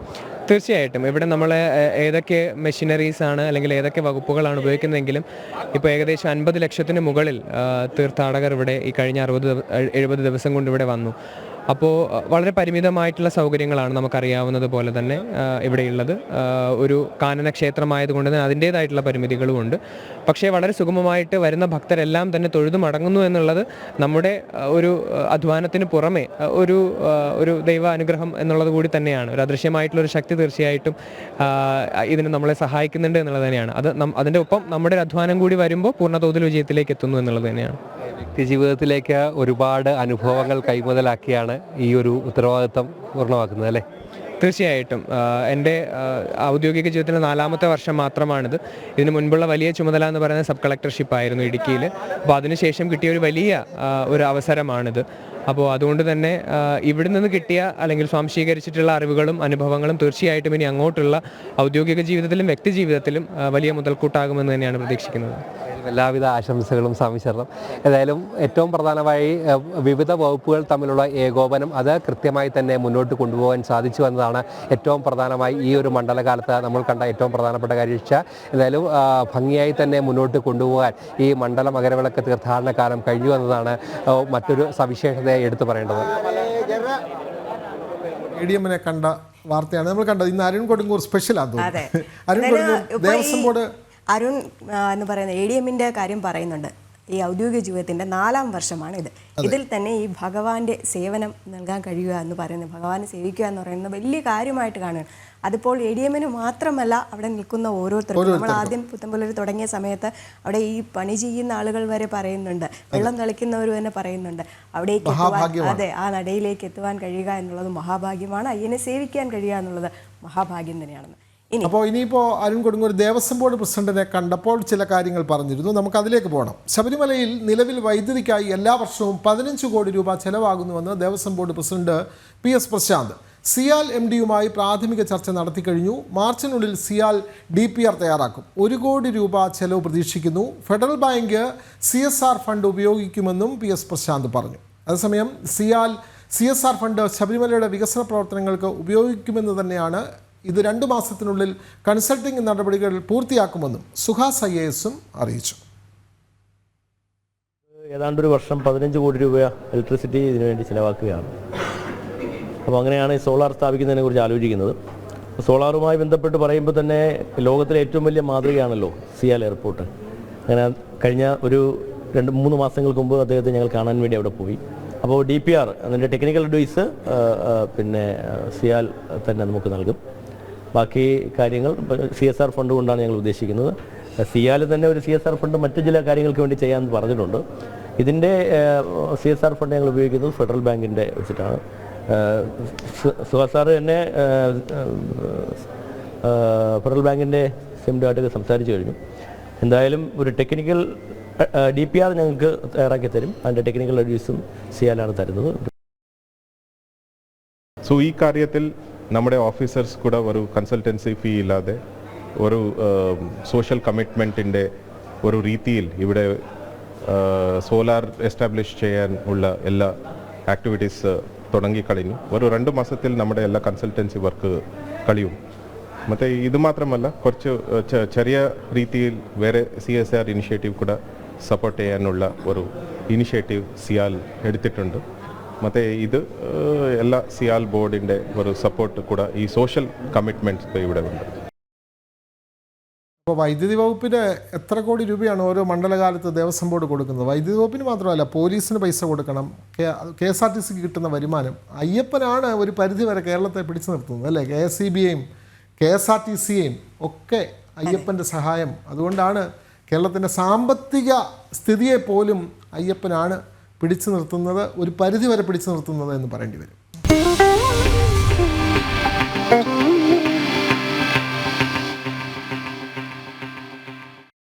വിതുര താലൂക്ക് ആശുപത്രി ഫാർമസിയിൽ നിന്ന് വിതരണം ചെയ്ത ക്യാപ്സ്യൂളിൽ മുട്ടുസൂചി കണ്ടെത്തിയ സംഭവത്തിൽ വ്യക്തതയില്ലാതെ ആരോഗ്യവകുപ്പ്. മുട്ടുസൂചി പോലെ ചെറിയ വസ്തു മരുന്നിൽ എങ്ങനെയാണ് വന്നതെന്ന് അറിയില്ലെന്നും അന്വേഷണം പുരോഗമിക്കുന്നതായും അഡീഷണൽ ഡയറക്ടർ പറഞ്ഞു. ക്യാപ്സ്യൂൾ പുറത്തിറക്കിയ കമ്പനിയുടെ മുഴുവൻ സ്റ്റോക്കും ഫാർമസികളിൽ നിന്ന് നീക്കം ചെയ്യുകയും ചെയ്തു. തിരുവനന്തപുരത്ത് നിന്നും ടിൻഡു ദാസ് ചേരുന്നുണ്ട്. ടിൻഡു, നമസ്തേ, ഗുഡ് മോർണിംഗ്. ഒരു മരുന്ന് പോലുമില്ല ആശുപത്രികൾ, ഉള്ള മരുന്നിലാണെങ്കിലോ മുട്ടുസൂചിയും. ഇതിന് വിശദീകരണവുമില്ല, അന്വേഷണം നടക്കുകയാണെന്ന് പറയുന്നു. എപ്പോഴും പറയുന്നത് പോലെ തന്നെയാണ് ആരോഗ്യവകുപ്പ് ഈ കാര്യവും എടുത്തിരിക്കുന്നത്.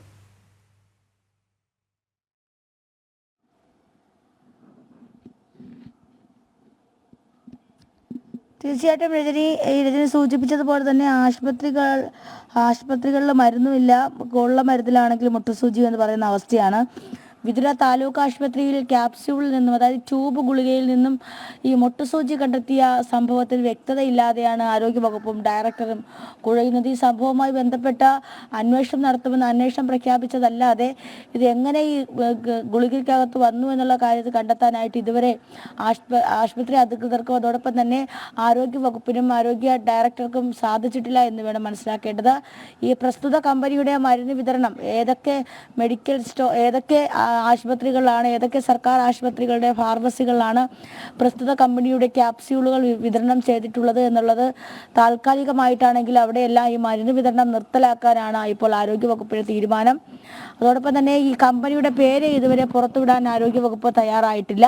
അപ്പോൾ ഈ നിലവിൽ കമ്പനിയുടെ മരുന്ന് വിതരണം നിർത്തലാക്കിക്കൊണ്ടുള്ള ഈ പ്രശ്നം ഒതുക്കി തീർക്കാനുള്ള ശ്രമത്തിലാണ് ആരോഗ്യവകുപ്പ് മുന്നോട്ട് പോകുന്നതാണ് നമുക്ക് മനസ്സിലാക്കാൻ സാധിക്കുന്നത്. ഏറ്റവും പ്രധാനപ്പെട്ട കാര്യം, മറ്റെന്ത് വസ്തുവാണെങ്കിലും നമുക്ക് നമുക്ക് അത് നെഗോഷ്യബിൾ അല്ലെങ്കിൽ നമുക്കത് മാറ്റി നിർത്താൻ സാധിക്കും. പക്ഷേ ഈ ക്യാപ്സ്യൂളിനകത്ത് മുട്ടുസൂചി എന്ന് പറയുമ്പോൾ അത് അശ്രദ്ധ കൊണ്ട് വന്നതാണോ അല്ലെങ്കിൽ അതെങ്ങനെ അതിനകത്ത് എത്തപ്പെട്ടു എന്നുള്ള കാര്യത്തിൽ വ്യക്തമായ രീതിയിൽ അന്വേഷണം നടത്തേണ്ടത് ആരോഗ്യ വകുപ്പിന് മാത്രം ചുമതലയും ബാധ്യതയുമാണ്. പക്ഷേ ആ ഒരു സാഹചര്യത്തിലാണ് ആരോഗ്യ വകുപ്പ് ഇതൊരു ചെറിയൊരു വിഷയമായിട്ട് തന്നെ കണക്കാക്കുന്നത്. ഈ മുട്ടുസൂചി ക്യാപ്സ്യൂളിനകത്ത് കടന്നതൊരു ചെറിയ വസ്തുവായിട്ടാണ് ആരോഗ്യ വകുപ്പ് കണക്കാക്കിയിട്ടുള്ളത്. കാരണം നമുക്കറിയാം ഈ ട്യൂബ് ഗുളികയുടെ പ്രത്യേകത എന്ന് പറയുമ്പോൾ ഉള്ളിൽ പോയി അതിൻ്റെ പുറമേയുള്ള ഷെല്ല് ബ്രേക്ക് ചെയ്താണ് ഈ ഗുളികയുടെ അകത്തുള്ള അല്ലെങ്കിൽ ഈ ഗുളികയുടെ രാസവസ്തുക്കൾ ശരീരത്തിൽ പ്രവേശിക്കുന്നത്. അപ്പോൾ സ്വാഭാവികമായിട്ടും ഈ ഒരുപക്ഷെ ഈ മുട്ടുസൂചി ഉണ്ടായിരുന്ന ഗുളിക കഴിച്ചിരുന്നുവെങ്കിൽ കഴിക്കുന്ന വ്യക്തിയുടെ ഉള്ളിൽ പോയി ഇത് വലിയ രീതിയിലുള്ള ഗുരുതരമായിട്ടുള്ള പ്രശ്നങ്ങൾ ഉണ്ടാക്കിയാണ്. അപ്പോൾ നിലവിൽ മുട്ടുസൂചി ലഭിച്ചൊരു സാഹചര്യത്തിൽ മറ്റെന്തെങ്കിലും തരത്തിലുള്ള ക്രമക്കേടുകൾ ഈ ഗുളിക വിതരണ കമ്പനി അതോടൊപ്പം തന്നെ ഗുളികയുടെ നിർമ്മാണ ഘട്ടവുമായി ബന്ധപ്പെട്ട് നടന്നിട്ടുണ്ടോ എന്നും ആരോഗ്യ വകുപ്പിന് കണ്ടെത്താൻ സാധിക്കില്ല എന്ന് വേണം നമുക്ക് മനസ്സിലാക്കേണ്ടത്. മറ്റൊരു പ്രധാനപ്പെട്ട കാര്യം ഈ മരുന്ന് വിതരണവുമായി ബന്ധപ്പെട്ട ഫാർമസികളിലെ മരുന്ന് വിതരണവുമായി ബന്ധപ്പെട്ട കോടിക്കണക്കിന് രൂപയാണ് കമ്പനികൾക്ക് നൽകാനുള്ളത്. അതുകൊണ്ട് തന്നെ പെട്ടെന്നൊരു അടിയന്തരമായിട്ടൊരു ഈ വിഷയത്തിൽ നടപടി സ്വീകരിക്കാനും ആരോഗ്യ വകുപ്പിന് സാധിക്കില്ല എന്ന് വേണം മനസ്സിലാക്കേണ്ടത്. അതുകൊണ്ട് തന്നെയാണ് ഇത്തരത്തിൽ ഗുരുതരമായിട്ടൊരു വിഷയം ഉണ്ടായിട്ട് ഒരുപക്ഷെ സാധാരണക്കാരായിട്ടുള്ള ആളുകളാണ് ഈ സർക്കാർ ആശുപത്രി സംവിധാനങ്ങളെ ഒക്കെ ആശ്രയിക്കുന്നത്. അപ്പോൾ ഇത്രയും ഗുരുതരമായിട്ടൊരു വിഷയം ഉണ്ടായിട്ട് പോലും സാധാരണക്കാരെ ബാധിക്കുന്ന ഈ ഒരു വിഷയം ഉണ്ടായിട്ട് പോലും ഇത്തരത്തിലൊരു തീർച്ചയായും ടിൻഡു സാധാരണക്കാർ പോകുന്ന ആശുപത്രിയിലാണ്. ശബ്ദം കേട്ടിട്ട് ടിൻഡുവിനും പനിയുടെ ലാഞ്ചനയുണ്ട് എന്ന് തോന്നുന്നു. സർക്കാർ ആശുപത്രിയിൽ നിന്ന് ഇത്തരം ഗുളികയൊക്കെ വാങ്ങുകയാണെങ്കിൽ അതൊക്കെ ഒടിച്ചു നോക്കിയോ അല്ലെങ്കിൽ അത് പൊളിച്ചൊക്കെ നോക്കിയോ കഴിക്കാവൂ എന്ന് പറയേണ്ടി വരും അല്ലേ? അത്തരത്തിൽ ഗുരുതരമായ പ്രശ്നങ്ങളാണ് ഉണ്ടായിട്ടുള്ളത്.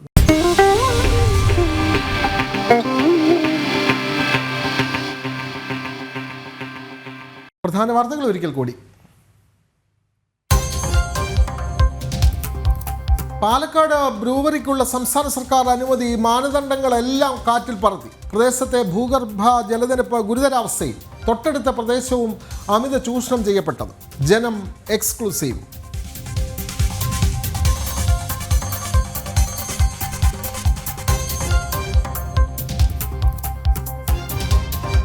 നടൻ സെയ്ഫ് അലി ഖാനെ ആക്രമിച്ച കേസിൽ അക്രമി പിടിയിൽ. റെസ്റ്റോറന്റ് ജീവനക്കാരനായ വിജയദാസിനെ കസ്റ്റഡിയിലെടുത്തത് താനെയിൽ നിന്ന്. ഇയാൾ കുറ്റം സമ്മതിച്ചെന്ന് പോലീസ്. 9 മണിക്ക് DCPയുടെ വാർത്താ സമ്മേളനം.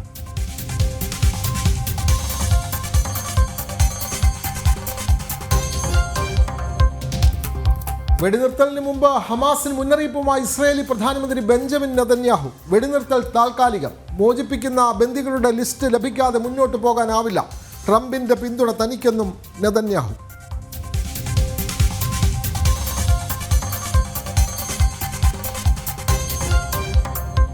ശബരിമലയിൽ അപ്പം വിതരണത്തിൽ പ്രതിസന്ധി. ആവശ്യത്തിന് സ്റ്റോക്ക് ഇല്ലാതായതോടെ വിതരണം വെട്ടിക്കുറച്ചു. തീർത്ഥാടകർക്ക് നൽകുന്നത് 5 പാക്കറ്റ് വരെ മാത്രം. പ്രതീക്ഷിച്ചതിലും അധികം ഭക്തരെത്തിയത് കരുതൽ സ്റ്റോക്കിനെ ബാധിച്ചെന്ന് Devaswom board.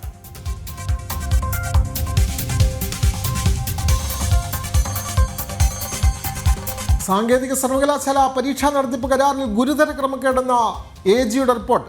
CPM syndicate member PK Biju university വാഹനങ്ങൾ ദുരുപയോഗം ചെയ്യുന്നു. മുൻ VCയും PVCയും നിയമവിരുദ്ധമായി കൈപ്പറ്റിയത് 18 ലക്ഷം രൂപയെന്നും വിവരാവകാശ രേഖ. ജനം ബ്രേക്കിംഗ്.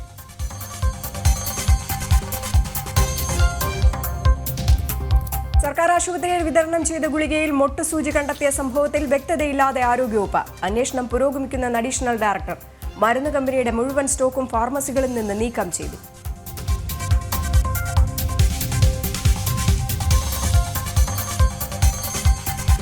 RSS സർസംഘചാലകിന്റെ പരാമർശം വളച്ചൊടിച്ച നീക്കത്തിൽ പ്രതിഷേധം ശക്തം. വാക്കുകൾ കോൺഗ്രസ് ദുർവ്യാഖ്യാനം ചെയ്തതിന് പിന്നിൽ രാഷ്ട്രീയ അജണ്ടയെന്ന പ്രജ്ഞാപ്രവാഹ് ദേശീയ സംയോജകൻ J. നന്ദകുമാർ.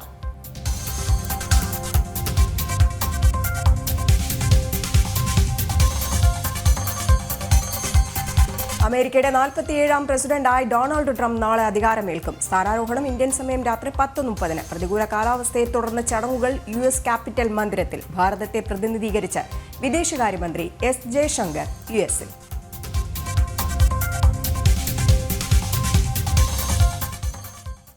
RSS സർസംഘചാലകന്റെ പരാമർശം വളച്ചൊടിച്ച് കോൺഗ്രസ് നീക്കത്തിനെതിരെ പ്രതിഷേധം ഇരമ്പുന്നു. ഡോക്ടർ മോഹൻ ഭാഗവതിന്റെ വാക്കുകൾ ദുർവ്യാഖ്യാനം ചെയ്തതിന് പിന്നിൽ രാഷ്ട്രീയ അജണ്ടയെന്ന് പ്രജ്ഞാപ്രവാഹ് ദേശീയ സംയോജക് ജെ നന്ദകുമാർ വ്യക്തമാക്കി.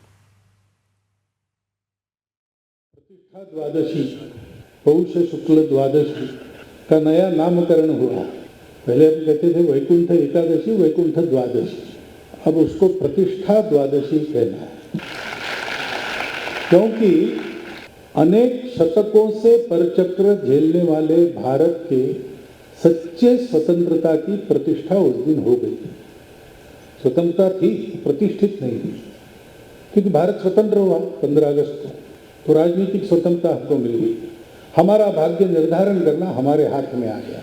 हमने एक संविधान भी बनाया, एक विशिष्ट दृष्टि जो भारत के अपने स्व से निकलती है, उसमें से वो संविधान दिग्दर्शित हुआ. രാഷ്ട്രീയ സ്വയംസേവക സംഘത്തിന്റെ സർസംഘചാലക് ഡോക്ടർ മോഹൻ ഭാഗവത്തിന്റെ പരാമർശമാണിത്. എന്നാൽ വ്യാഖ്യാനം ചെയ്ത കോൺഗ്രസ് നേതാവ് രാഹുലും കൂട്ടരും അത് ഇങ്ങനെയാക്കി. The chief of the RSS said that India never achieved independence in 1947.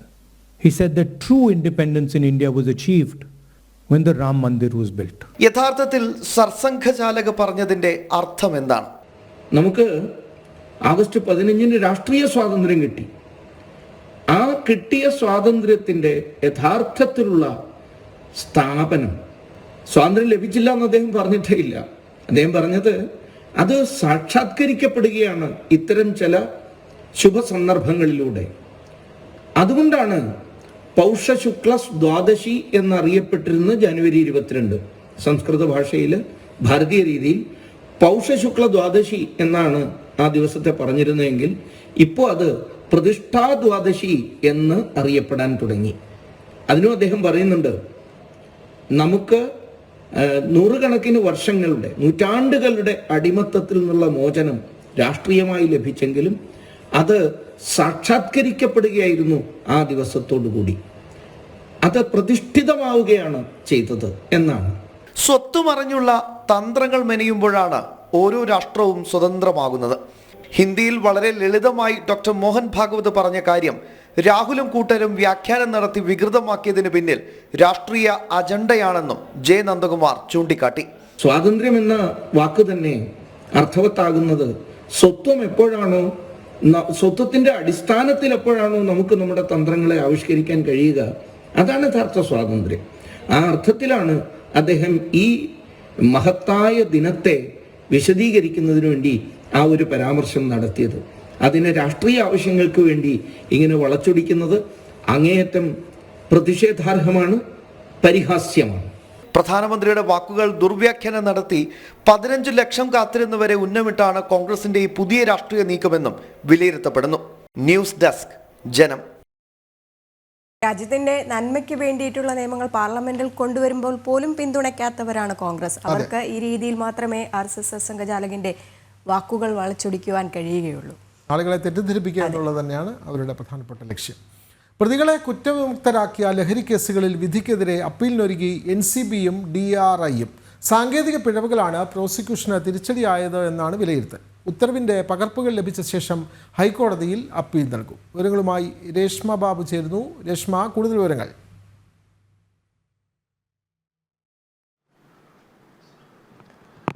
Vinod, ഒരേ ദിവസം തന്നെ 2 കേസുകളിൽ നേരത്തെ NCBക്കും DRIക്കും തിരിച്ചടി നേരിട്ടിരുന്നു. ഈ കേസുകളിലാണ് അപ്പീൽ നൽകാൻ ഒരുങ്ങുന്നത്.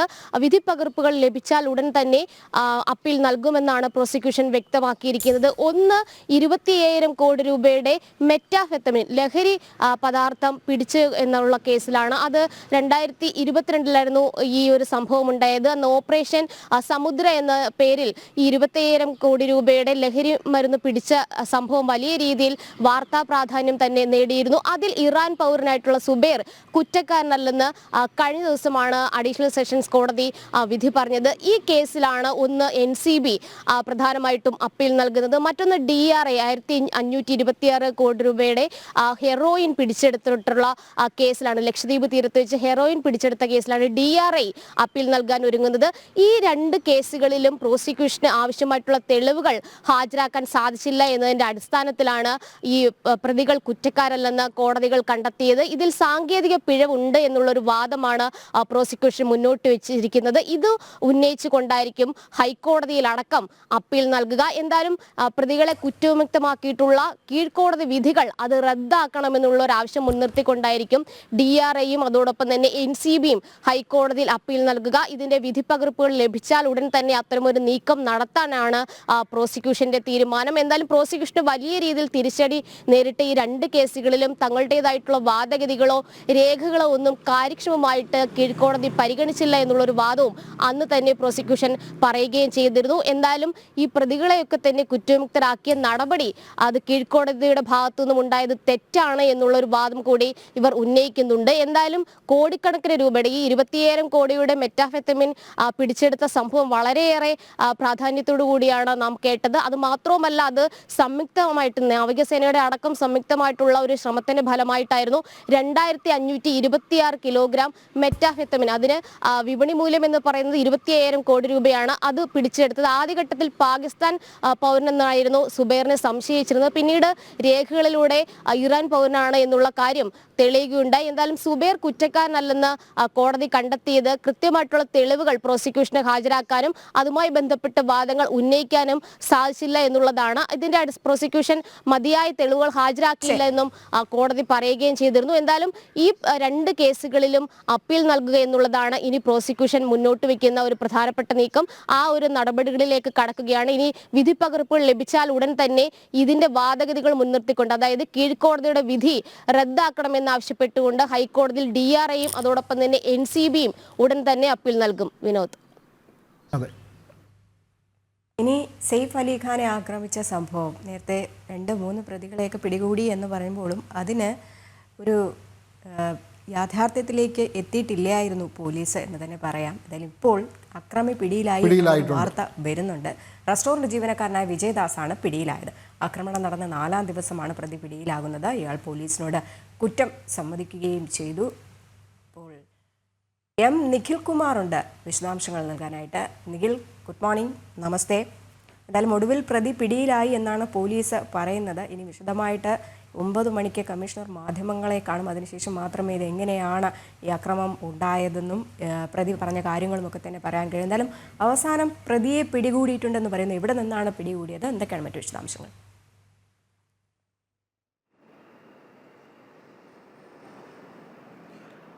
രജനി നേരത്തെ പറഞ്ഞതുപോലെ കൂടുതൽ വിവരങ്ങൾ ഇന്ന് രാവിലെ 9 മണിക്ക് നടക്കുന്ന കമ്മീഷണർ വാർത്താ സമ്മേളനത്തിൽ മാത്രമാണ് അറിയാൻ സാധിക്കുന്നത്. നിലവിൽ പോലീസിന്റെ ഭാഗത്ത് നിന്ന് ലഭിക്കുന്ന വിവരം പ്രധാന പ്രതിയായിട്ടുള്ള രജനി നേരത്തെ പറഞ്ഞ പോലെ വിജയ്ദാസ് എന്ന പേരുള്ള മുഹമ്മദ് അലിയാൻ എന്നാണ് ഇയാളുടെ യഥാർത്ഥ പേര്. അങ്ങനെ 2 പേരിൽ അറിയപ്പെടുന്ന ഇയാൾ പിടിയിലായിട്ടുണ്ട്. മറ്റൊരു പോലീസിന്റെ പ്രധാനപ്പെട്ട സംശയം ഇയാളിൽ നിന്ന് വ്യാജ തിരിച്ചറിയൽ രേഖകൾ പിടികൂടിയിട്ടുണ്ട് എന്നുള്ളതാണ്. അതുകൊണ്ട് തന്നെ ഇയാൾ ബംഗ്ലാദേശി പൗരനാണോ എന്ന അടക്കമുള്ള കാര്യങ്ങൾ പോലീസ് പരിശോധിക്കുന്നുണ്ട്. എന്തായാലും ഇയാൾ മുംബൈയിലെ ഒരു പബ്ബിലെ ജോലിക്കാരൻ ആണ് എന്നാണ് പോലീസിന്റെ ഭാഗത്ത് നിന്ന് ലഭ്യമാകുന്ന വിവരങ്ങൾ. ഇതുമായി ബന്ധപ്പെട്ട കൂടുതൽ വിവരങ്ങൾ ഇന്ന് രാവിലെ 9 മണിക്ക് വാർത്താ സമ്മേളനത്തിൽ അറിയിക്കാം എന്നാണ് പോലീസ് പറയുന്നത്. രാവിലെ തന്നെ ഈ ഒരു പ്രതിയെ മജിസ്ട്രേറ്റ് മുന്നിൽ ഹാജരാക്കുന്നുണ്ട്. ഹാജരാക്കിയതിനു ശേഷം ചോദ്യം ചെയ്യലിനായി വിശദമായ ചോദ്യം ചെയ്യൽ കസ്റ്റഡി പോലീസ് ആവശ്യപ്പെടുന്നുണ്ട്. അങ്ങനെ ആവശ്യപ്പെട്ടതിന് ശേഷം വിശദമായി വീണ്ടും ഇയാളെ ചോദ്യം ചെയ്യേണ്ടതുണ്ട്. കാരണം ഇയാൾ ഈ സെയ്ഫ് അലി ഖാനെ നേരെ അക്രമം നടത്താനുള്ള കാരണം അത് ഇപ്പോഴും ഇയാൾ വ്യക്തമായി പറഞ്ഞിട്ടില്ല എന്നാണ്. ഇയാൾ കുറ്റം സമ്മതിച്ചിട്ടുണ്ട്, എന്നാൽ ഇതിന്റെ കാരണം ഇയാൾ പൂർണ്ണമായും വ്യക്തമായി പറഞ്ഞിട്ടില്ല എന്നാണ് പോലീസിന്റെ ഭാഗത്ത് നിന്ന് ലഭ്യമാകുന്ന വിവരം. ഈ കാര്യങ്ങളൊക്കെ സംബന്ധിച്ച് ഇയാളെ വിശദമായി തന്നെ ചോദ്യം ചെയ്യേണ്ടത്. അതിനുവേണ്ടി തന്നെ പോലീസ് മജിസ്ട്രേറ്റിന് മുമ്പിൽ ഹാജരാക്കിയതിനു ശേഷം കസ്റ്റഡിയിൽ ആവശ്യപ്പെടുന്നുണ്ട്. ഒപ്പം നേരത്തെ പറഞ്ഞ പോലെ ഇയാൾ മുംബൈയിലെ പബ്ബില് ജോലിക്കാരനാണ്. ഇയാളെ ബാന്ദ്രയിൽ എത്തിച്ചതിന് ശേഷമാണ് വിശദമായി ചോദ്യം ചെയ്യുക. അതായത് സെയ്ഫ് അലി ഖാന്റെ വീട്ടിലടക്കം എത്തിക്കുന്നുണ്ട്. അവിടെ എത്തിച്ചതിന് ശേഷമാകും വിശദമായും ചോദ്യം ചെയ്യുക. ഇയാൾക്ക് ഈ ഒരു സെയ്ഫ് അലി ഖാന്റെ കുടുംബമോ അല്ലെങ്കിൽ വീട്ടിലെ ജോലിക്കാരുമായോ അതുമായി വീടുമായി ബന്ധപ്പെട്ട ആരെങ്കിലുമായോ അടുത്ത ബന്ധമുണ്ടോ, അവർ ഇതിന് പിന്നിൽ പ്രവർത്തിച്ചിട്ടുണ്ടോ എന്ന അടക്കമുള്ള കാര്യങ്ങളും പോലീസ് പരിശോധിച്ച് വരുന്നുണ്ട്. എന്തൊക്കെയായാലും ഇതൊക്കെയായി ബന്ധപ്പെട്ട നമുക്ക് കൂടുതൽ വിവരങ്ങൾ രാവിലെ 9 മണിക്കത്തെ വാർത്താ സമ്മേളനത്തിൽ മാത്രമാണ് അറിയാൻ സാധിക്കുക. നമുക്ക് നേരത്തെ അറിയാം, രജനി പറഞ്ഞതുപോലെ കഴിഞ്ഞ വ്യാഴാഴ്ചയാണ് സെയ്ഫ് അലി ഖാന്റെ വീട്ടിൽ ഇത്തരത്തിലൊരു അക്രമം ഉണ്ടാകുന്നത്. സെയ്ഫ് നടന് നേരെ ഒരു അക്രമി കുത്തുകയായിരുന്നു. നട്ടെല്ലിന് അടുത്ത് വരെ പരിക്കേറ്റു. 5 മണിക്കൂർ നീണ്ട ശസ്ത്രക്രിയയ്ക്ക് ഒടുവിലാണ് ആ ഒരു ശസ്ത്രക്രിയ പൂർണ്ണമായും വിജയിച്ചതെന്നാണ് അന്ന് ഡോക്ടർമാർ പറഞ്ഞത്. എന്തായാലും നടന്റെ ആരോഗ്യനില തൊട്ടടുത്ത ദിവസം തന്നെ പൂർണ്ണമായും സാധാരണഗതിയിലേക്ക് എത്തിക്കാൻ ഡോക്ടർമാർ അടക്കമുള്ളവർക്ക് സാധിച്ചിട്ടുണ്ട്. എന്തായാലും ഈ ഒരു പ്രതിയുമായി ബന്ധപ്പെട്ട് രജനി നേരത്തെ പറഞ്ഞതുപോലെ നിരവധി ആളുകളെ പരപ്പരായി കസ്റ്റഡി എടുത്തിട്ടുണ്ടെങ്കിലും പ്രധാന പ്രതി എന്തായാലും ഇപ്പോഴാണ് കസ്റ്റഡിയിലാവുന്നത്. രജനി, അതെ, ഓട്ടോ എക്സ്പോ റിപ്പോർട്ട് ചെയ്യാൻ വേണ്ടിയിട്ട് നിഖിൽ ഡൽഹി പോയതാണ്. അതിൻ്റെ ഭാഗമായിട്ട് ഇപ്പോൾ റിപ്പോർട്ട് ചെയ്യുകയാണ്. കുറച്ച് ദിവസം നിഖിൽ ഡൽഹിയിൽ ഉണ്ടാകുമെന്നാണ് അറിയുന്നത്. നമുക്ക് ഇനി മറ്റൊരു വാർത്തയിലേക്ക് പോകാം. മുംബൈ മാരത്തോണിനായി തയ്യാറെടുക്കുന്ന KM എബ്രഹാമിന് ജേഴ്സിയും ഫ്ലാഗും കൈമാറി മുഖ്യമന്ത്രി പിണറായി വിജയൻ. മുഖ്യമന്ത്രിയുടെ ചീഫ് പ്രിൻസിപ്പൽ സെക്രട്ടറിയും കിഫ്ബി CEOയുമാണ് ഡോക്ടർ KM എബ്രഹാം. വയനാട്ടിൽ വൻ നാശം വിതച്ച ചൂരൽമല മുണ്ടക്കൈ ഉരുൾപൊട്ടൽ ദുരന്തത്തിൻ്റെ ഇരകൾക്ക് ഐക്യദാർഢ്യം പ്രഖ്യാപിച്ചുകൊണ്ടാണ് ഡോക്ടർ KM എബ്രഹാം മുംബൈ മാരത്തണിൽ പങ്കെടുക്കുന്നത്. 42 കിലോമീറ്റർ ദൈർഘ്യം വരുന്ന ഫുൾ മാരത്തണാണ് ജനുവരി 19 ആരംഭിക്കുക.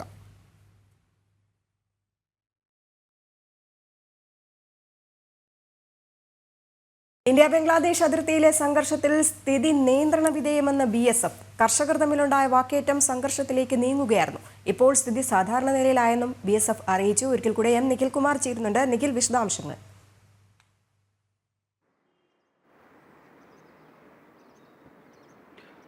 രജനി, തീർച്ചയായും ഇന്നലെ രാവിലെയാണ് ഈ ഒരു അതിർത്തി ഇന്ത്യ ബംഗ്ലാദേശ് അതിർത്തിയിൽ ഒരു സംഘർഷം പൊട്ടിപ്പുറപ്പെടുന്നത്. ഇത് BSFന്റെ ഭാഗത്ത് നിന്ന് ലഭിക്കുന്ന ഔദ്യോഗിക വിശദീകരണ പ്രകാരമാണെങ്കിൽ കർഷകർ തമ്മിലുള്ളൊരു ഏറ്റുമുട്ടലായിരുന്നു.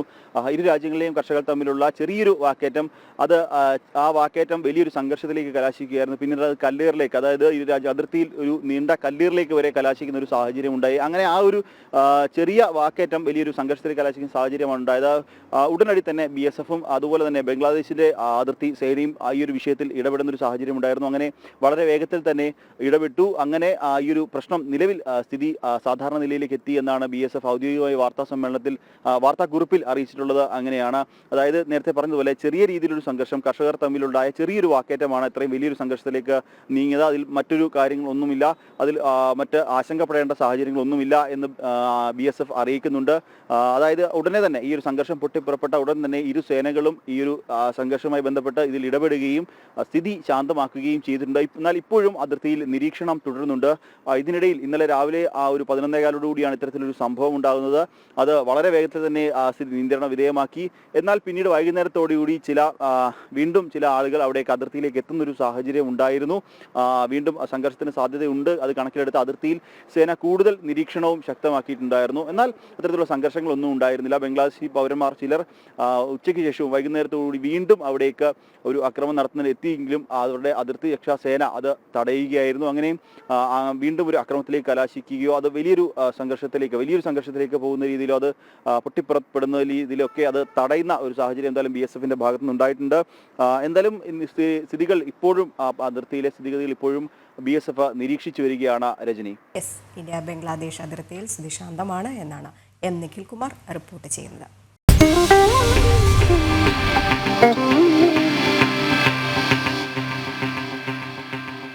113ാമത് അയിരൂർ ചെറുകോൽപ്പുഴ ഹിന്ദുമത പരിഷത്തിനോടനുബന്ധിച്ച് ഇന്ന് പമ്പ ആരതി നടക്കും. പമ്പ മുതൽ പല്ലന വരെയുള്ള പുണ്യനദിയുടെ വിവിധ തീരങ്ങളിൽ ഗംഗാ ആരതി മാതൃകയിലാണ് നദീപൂജ നടക്കുക. ഫെബ്രുവരി 2 മുതൽ 9 വരെയാണ് ദക്ഷിണേന്ത്യയിലെ ഏറ്റവും വലിയ ഹിന്ദുമത സമ്മേളനമായ അയിരൂർ ചെറുകോൽപ്പുഴ ഹിന്ദുമത പരിഷത്ത്. വിവരങ്ങളുമായി മിഥുൻ മുരളി ചേരുന്നു. മിഥുൻ, പമ്പ ആരതി നടക്കുന്നു. നമുക്കറിയാം, ഗംഗാ ആരതിക്ക് സമാനമായിട്ടുള്ള വലിയ ചടങ്ങാണ് നടക്കാൻ പോകുന്നത്. 113ാമത് വർഷം എത്തി നിൽക്കുന്നു അയിരൂർ ചെറുകോൽപ്പുഴ ഹിന്ദുമത പരിഷത്ത്. ഏറ്റവും വലിയ, നേരത്തെ നമ്മൾ വാർത്തയിൽ സൂചിപ്പിച്ച പോലെ തന്നെ ഏറ്റവും വലിയ ഹൈന്ദവ സമ്മേളനം നടക്കുന്ന പമ്പാ നദിക്കരയിലെ ആ മഹാസംഗമത്തിന് മുന്നോടിയായിട്ടാണ് ഈ പമ്പ ആരതി നടക്കുന്നത്. കൂടുതൽ വിശേഷങ്ങൾ മിഥുൻ മുരളി.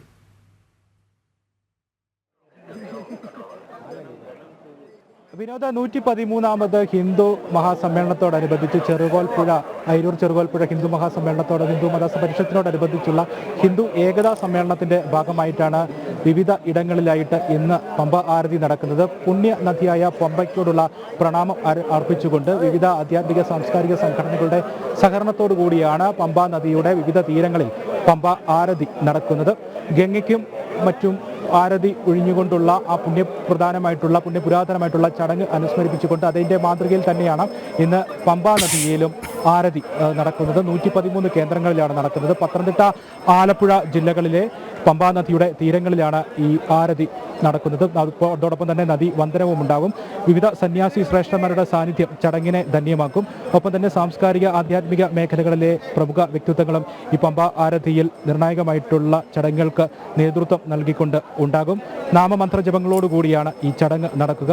നദീ സംരക്ഷണം, ഒപ്പം ജലസംരക്ഷണം തുടങ്ങിയ സന്ദേശങ്ങൾ ഉയർത്തി കാണിച്ചുകൊണ്ടായിരിക്കും ഈ ചടങ്ങുകൾ ഇന്ന് വിവിധ തീരങ്ങളിലായിട്ട് ഇന്ന് വൈകിട്ട് 5 മണിയോടുകൂടി നടക്കുന്നത്. പമ്പ തീരത്താണ് ഞാനുള്ളത്. ഇന്ന് സജീവമാണ്. ശബരിമല തീർത്ഥാടനത്തിന്റെ പരിസമാപ്തിയിലേക്ക് കിടക്കുന്ന ഇന്നും പമ്പ പരിസരവുമെല്ലാം ഇന്ന് തീർത്ഥാടകരാൽ സജീവമാണ്. രാവിലെ മഴയുണ്ട്. മഴയുടെ ചെറിയ അലോസരങ്ങളൊക്കെ ഭക്തജനങ്ങൾക്കുണ്ട്. പക്ഷേ നേരിയ ശരാശരി ഭക്തജനത്തിരക്കാണ് ഇന്നും പമ്പയിൽ അനുഭവപ്പെടുന്നത്. മഴയുടെ ചെറിയ ബുദ്ധിമുട്ടുകളും അലോസരങ്ങളും ഒക്കെ ഭക്തജനങ്ങൾക്ക് ഉണ്ടെങ്കിൽ കൂടി ഈ പരിസമാപ്തിയിലെത്തുന്ന ശബരിമല തീർത്ഥാടനത്തിന്റെ പരിസമാപ്തിയിലേക്ക് എത്തുന്ന ഇന്നും പമ്പ സജീവമാണ്. ഏറെ ശരാശരി തിരക്കുമൊക്കെ ആയിട്ട് എന്തായാലും വൈകുന്നേരത്തോടു കൂടി പമ്പ മുതൽ പല്ലന വരെയുള്ള വിവിധ മേഖലകളിലാണ് പമ്പ ആരതി നടക്കുന്നത്. വിവിധ സന്യാസി ശ്രേഷ്ഠന്മാർ, പുരോഹിതന്മാർ, സാംസ്കാരിക സാമൂഹ്യ രംഗത്തെ വിശിഷ്ട വ്യക്തികൾ, മറ്റ് സ്ത്രീജനങ്ങൾ ഒക്കെ ഈ പമ്പ ആരതിയിൽ നാമമന്ത്ര ജപങ്ങളുമൊക്കെയായിട്ട് ഉണ്ടാകും, സാന്നിധ്യം അറിയിക്കും. അവരുടെ എല്ലാം സാന്നിധ്യത്തിൽ വാരണാസിയിലും മറ്റും ഒക്കെ നടക്കുന്ന രീതിയിലുള്ള സമാനമായ ഉത്തരേന്ത്യൻ നദീപൂജ രീതിയിലുള്ള ഹൈന്ദവ സംസ്കാരത്തിന്റെ ഭാഗമായിട്ടുള്ള ആ നദീപൂജയുടെ കേരളത്തിൽ ആദ്യമായിട്ടൊക്കെ എന്ന് പറയാവുന്ന രീതിയിലുള്ള ഒരു നദീവന്ദനവും പൂജയും ആരതിയും ഒക്കെയാണ് ഇന്ന് പമ്പയുടെ വിവിധ തീരങ്ങളിലായിട്ട് നടക്കുന്നത്. നേരത്തെ സൂചിപ്പിച്ചതുപോലെ തന്നെ ജലസംരക്ഷണം, നദീ സംരക്ഷണം തുടങ്ങിയ കാര്യങ്ങളൊക്കെ മുൻനിർത്തിക്കൊണ്ട് അത്തരത്തിലുള്ള സന്ദേശങ്ങളൊക്കെ ഉയർത്തി കാണിച്ചുകൊണ്ടുള്ള ഈ ഒരു പമ്പ ആരതിക്ക് വലിയ പ്രാധാന്യമാണ് കേരള സമൂഹത്തിൽ ഉള്ളത്. ഇങ്ങനെയൊരു തുടക്കം പമ്പ ആരതി, പമ്പ പൂജ, നദീപൂജയൊക്കെ കേരളത്തിലും തുടക്കമാക്കുക എന്നുള്ളത് വളരെ പ്രാധാന്യത്തോടു കൂടിയാണ് കാണേണ്ടതും. എന്തായാലും ഇന്ന് വൈകുന്നേരം 5 മണിയോടുകൂടിയാണ് ഈ ചടങ്ങുകൾ ഒക്കെ ഉണ്ടാവുക. വിവിധ കടവുകൾ 113 കടവുകൾ സജ്ജമാക്കിയിട്ടുണ്ട്. എല്ലാത്തരം സജ്ജീകരണങ്ങളും 113 പമ്പ മുതൽ പല്ലന വരെയുള്ള വിവിധ കടവുകളിലെല്ലാം തയ്യാറായിട്ടുണ്ട്. എല്ലാ സജ്ജീകരണങ്ങളും പൂർത്തിയായിട്ടുണ്ട്. ഇതിനോടനുബന്ധിച്ച് തന്നെ പ്രഭാഷണം, ഭജന, പ്രസാദ വിതരണം, സർവരും ചേർന്നുള്ള നദീപൂജ തുടങ്ങിയ ചടങ്ങുകളും എല്ലാ ഇടങ്ങളിലുമുണ്ട്, എല്ലാ തീരങ്ങളിലും ഒരുക്കിയിട്ടുണ്ട്.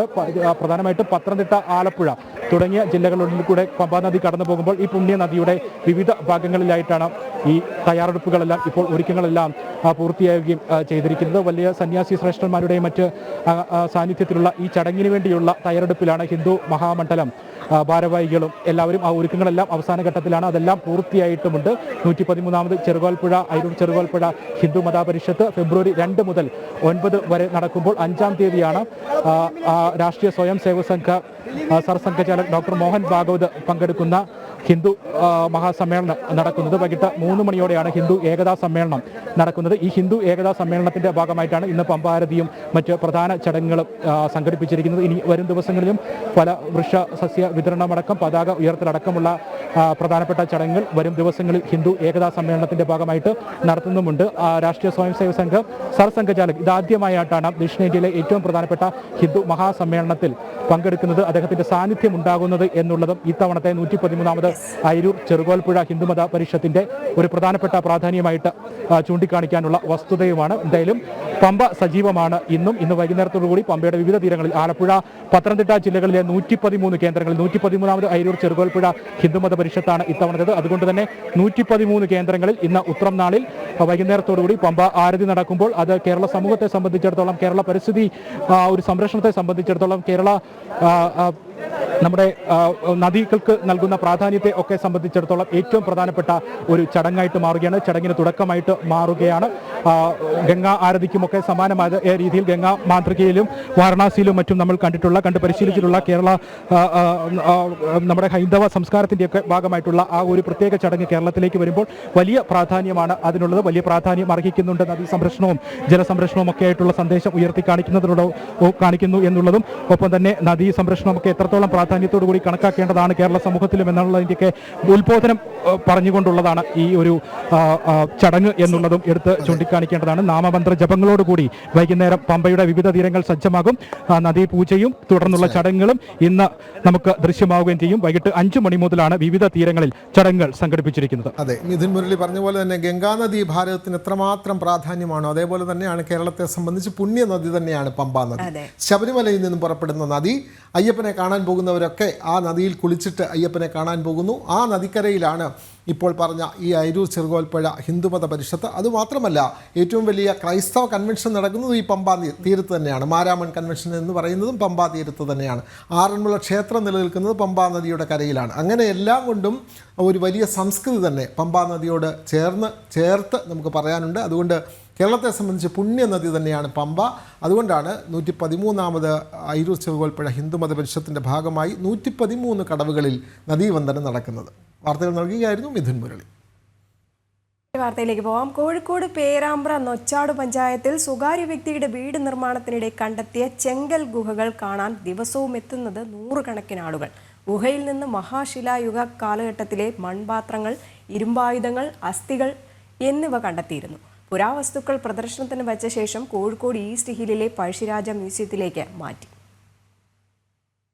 പേരാമ്പ്ര സ്വദേശി സുരേന്ദ്രന്റെ സ്ഥലത്ത് വീട് നിർമ്മാണത്തിന്റെ ഭാഗമായി കുഴിയെടുത്തപ്പോഴാണ് 3 ചെങ്കൽ ഗുഹകൾ കണ്ടെത്തിയത്. പുരാവസ്തു വകുപ്പ് ഉദ്യോഗസ്ഥരെത്തി ഗുഹ തുറന്ന് പരിശോധിച്ചിരുന്നു.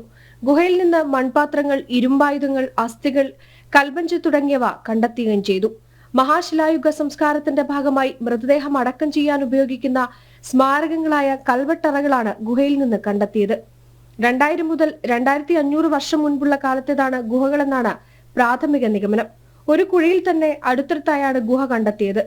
ഗുഹ കാണാൻ ദിവസവും 100 കണക്കിന് ആളുകളാണ് ദൂരസ്ഥലങ്ങളിൽ നിന്ന് പോലും എത്തുന്നത്. ഗുഹയ്ക്കകത്ത് നിന്ന് ലഭിച്ച പുരാവസ്തുക്കൾ പ്രദർശനത്തിന് വെച്ച ശേഷം കോഴിക്കോട് വെസ്റ്റ് ഹില്ലിലെ പഴശ്ശിരാജ മ്യൂസിയത്തിലേക്ക് മാറ്റിയിട്ടുണ്ട്. ജനം, കോഴിക്കോട്. തൃശ്ശൂർക്കാരുടെ കണ്ണിനും മനസ്സിനും കുളിരേകാൻ പൂക്കളുടെ പൂരം ഒരുക്കിയിരിക്കുകയാണ്. ഊട്ടി പുഷ്പോത്സവത്തോട് കിടപിടിക്കുന്ന പുഷ്പോത്സവമാണ് ശക്തൻ നഗറിൽ ഒരുക്കിയിരിക്കുന്നത്. വിദേശത്തു നിന്നും ഇന്ത്യയിലെ വിവിധ സംസ്ഥാനങ്ങളിൽ നിന്നും ശേഖരിച്ച 100 കണക്കിന് പൂച്ചെടികളും ഫലവൃക്ഷങ്ങളും പുഷ്പമേളയുടെ മാറ്റുകൂട്ടുന്നു. മകരമഞ്ഞും തഴുകിയെത്തുന്ന ജനുവരിക്കാറ്റും തൃശ്ശൂരിന്റെ പൂക്കാലത്തിനേകുന്ന ചന്തം പറഞ്ഞറിയിക്കാനാകാത്തതാണ്. പല വർണ്ണത്തിലും തരത്തിലുമുള്ള പൂക്കൾ കണ്ടാലും മതിവരില്ല.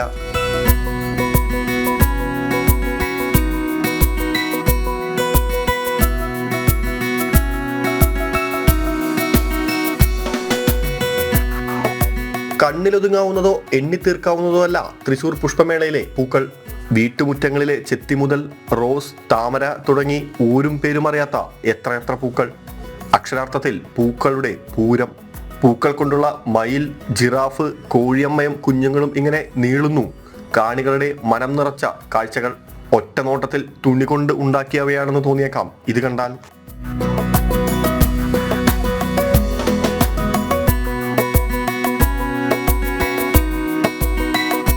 ശക്തൻ ഗ്രൗണ്ടിനെ പൂന്തോട്ടമാക്കിയിരിക്കുകയാണ് പുഷ്പോത്സവം. വിവിധതരം സ്റ്റാളുകളും സന്ദർശകർക്കായി ഒരുക്കിയിട്ടുണ്ട്. പുഷ്പോത്സവം ഈ മാസം 22-ന് സമാപിക്കും. ജനം, തൃശൂർ. ഇനി അടുത്തൊരു വാർത്തയിലേക്ക് പോകാം. ഇസ്ലാം മതരാഷ്ട്രവാദത്തിൽ നിന്ന് ജമാഅത്തെ ഇസ്ലാമി പിൻവാങ്ങിയെന്നത് അടവ് നയമെന്നതിന് കൂടുതൽ തെളിവുകൾ. സംഘടനയുടെ ലക്ഷ്യം മതരാഷ്ട്ര സ്ഥാപനമാണ് എന്ന് ഭരണഘടനയിൽ നിന്നും അത് നീക്കിയിട്ടില്ല. മൗദൂദി ആശയങ്ങളല്ല ഇപ്പോൾ പിന്തുടരുന്നത് എന്ന് ആവർത്തിക്കുമ്പോഴും മൗദൂദിയുടെ ചിത്രമാണ് ജമാഅത്തെ ഇസ്ലാമി വെബ്സൈറ്റിൽ ഭരണഘടനയുടെ മുഖചിത്രമായി നൽകിയിട്ടുള്ളത്. വിവരങ്ങളുമായി ഗോകുൽ കെ വേണുഗോപാൽ ചേരുന്നു. ഗോകുൽ, എല്ലാ കാലത്തും വിവാദങ്ങൾ ഉണ്ടാക്കുന്ന ഒരു സംഭവമാണ് ജമാഅത്തെ ഇസ്ലാമിയുമായി ബന്ധപ്പെട്ട ഇത്തരം വാദങ്ങൾ. അതായത് ഇത് മതരാഷ്ട്രവാദത്തിൽ നിന്ന് ജമാഅത്തെ ഇസ്ലാമി പിൻവാങ്ങി എന്നത് ഒരു അടവ് നയം മാത്രമാണ് എന്നുള്ളതിൻ്റെ തെളിവുകളാണല്ലോ ഇപ്പോൾ പുറത്തു വരുന്നത്. കൂടുതൽ വിവരങ്ങൾ. ജമാഅത്തെ ഇസ്ലാമി മതരാഷ്ട്രവാദത്തിൽ നിന്ന് പിന്മാറിയെന്നും മൗദൂദിയുടെ ആശയങ്ങളല്ല ഇപ്പോൾ പിന്തുടരുന്നതും എന്നതുൾപ്പെടെയുള്ള കാര്യങ്ങൾ പറഞ്ഞുകൊണ്ട് ജമാഅത്തെ ഇസ്ലാമിയുടെ നേതാക്കൾ അടുത്ത കാലങ്ങളായി തുടർച്ചയായി രംഗത്ത് വരുന്ന കാഴ്ചകൾ നമുക്ക് കാണാൻ സാധിക്കുന്നുണ്ട്. ജമാഅത്തെ ഇസ്ലാമിയുടെ അമീറായിട്ടുള്ള മുജീബ് റഹ്മാൻ പോലും ഇത്തരത്തിൽ വാർത്താ മാധ്യമ സംഘത്തിന് മുമ്പിൽ നൽകിയ അഭിമുഖത്തിലൊക്കെ ഈ കാര്യങ്ങൾ തുറന്നു പറഞ്ഞതാണ്. എന്നാൽ ജമാഅത്തെ ഇസ്ലാമിയുടെ വെബ്സൈറ്റ് പരിശോധിക്കുമ്പോൾ, അവരുടെ ഭരണഘടന പരിശോധിക്കുമ്പോൾ അവർ ഈ ജമാഅത്തെ ഇസ്ലാമിയുടെ മതരാഷ്ട്രവാദ ആശയത്തിൽ നിന്ന് പിന്മാറിയിട്ടില്ല എന്നാണ് മനസ്സിലാക്കാൻ സാധിക്കുന്നത്. അതായത് ജമാഅത്തെ ഇസ്ലാമിയുടെ ലക്ഷ്യം എന്താണ് എന്നതിനെ പറ്റി അവർ വിവരിക്കുന്നത്, ജമാഅത്തെ ഇസ്ലാമിയുടെ ലക്ഷ്യം ഇഖാമത്തുദ്ദീൻ എന്നാണ്. ദീൻ എന്ന് പറഞ്ഞാൽ ഇസ്ലാമാണെന്നും ഇഖാമത്ത് എന്ന് പറഞ്ഞു കഴിഞ്ഞാൽ അത് നടപ്പിലാക്കുക എന്നുമാണ് അതിന്റെ അർത്ഥമെന്നും ആ ഭരണഘടനയിൽ അവർ വളരെ വ്യക്തമായി പറഞ്ഞിട്ടുണ്ട്. അതായത് ഇന്ന് ലോകത്ത് പ്രാമാണികവും അല്ലാഹുവെങ്കിൽ സ്വീകാര്യവുമായിട്ടുള്ള ഏക ഗ്രന്ഥം ഇസ്ലാമാണ്. അത് നടപ്പിലാക്കുകയാണ് ജമാഅത്തെ ഇസ്ലാമിയുടെ ലക്ഷ്യമെന്നാണ് ഇഖാമത്തുദ്ദീൻ എന്ന് പറഞ്ഞുകൊണ്ട് ജമാഅത്തെ ഇസ്ലാമി ലക്ഷ്യമിടുന്നതെന്നും അതാണ് തങ്ങളുടെ ലക്ഷ്യവും ആദർശവും എന്നുമാണ് ജമാഅത്തെ ഇസ്ലാമി പറയുന്നത്. മാത്രമല്ല സമൂഹത്തിന്റെ എല്ലാ മേഖലകളിലും രാഷ്ട്രീയവും സാമൂഹികവും സാമ്പത്തികവും വിശ്വാസവും ആദർശപരവുമായ കാര്യങ്ങളിൽ ഇസ്ലാമിന്റെ ദീൻ, ഇസ്ലാം കാര്യങ്ങൾ നടപ്പിലാക്കുകയാണ് ജമാഅത്തെ ഇസ്ലാമിയുടെ ലക്ഷ്യമെന്ന് പറയുന്നു. അതായത് രാഷ്ട്രീയപരമായിട്ടുള്ള കാര്യങ്ങളിലും ഇസ്ലാം കാര്യങ്ങൾ നടപ്പിലാക്കുകയാണ് ജമാഅത്തെ ഇസ്ലാമിയുടെ ലക്ഷ്യം എന്ന് പറയുമ്പോൾ മതരാഷ്ട്രവാദമാണ് ജമാഅത്തെ ഇസ്ലാമിയുടെ ലക്ഷ്യമെന്ന് അവർ വീണ്ടും അടിവരയിടുകയാണ്. മാത്രമല്ല ഈ മൗദൂദിയൻ ആശയത്തിൽ നിന്ന് പിന്മാറി 2019 മുതൽ മൗദൂദിയുടെ ആശയങ്ങൾ പരിഷ്കരിച്ചു, ഭരണഘടനയിൽ മാറ്റം വരുത്തി എന്ന് പറയുമ്പോഴും ജമാഅത്തെ ഇസ്ലാമിയുടെ ഭരണഘടനയുടെ ആമുഖത്തിന് മുഖചിത്രമായി നൽകിയിട്ടുള്ളത് ഇപ്പോഴും മൗദൂദിയുടെ ചിത്രമാണ് എന്നതും എടുത്തു പറയേണ്ടതാണ്. നേരത്തെ ഈ മതരാഷ്ട്രവാദത്തിൽ നിന്ന് ജമാഅത്തെ ഇസ്ലാമി പിന്മാറി എന്ന് പറഞ്ഞുകൊണ്ട് ജമാഅത്തെ ഇസ്ലാമിയുടെ അമീറൊക്കെ രംഗത്ത് വന്ന സാഹചര്യത്തിൽ സമസ്തയുടെ 2 വിഭാഗങ്ങളും ഉൾപ്പെടെയുള്ള സുന്നി സംഘടനകളൊക്കെ അതിനെ എതിർത്തുകൊണ്ട് രംഗത്ത് വന്നിരുന്നു.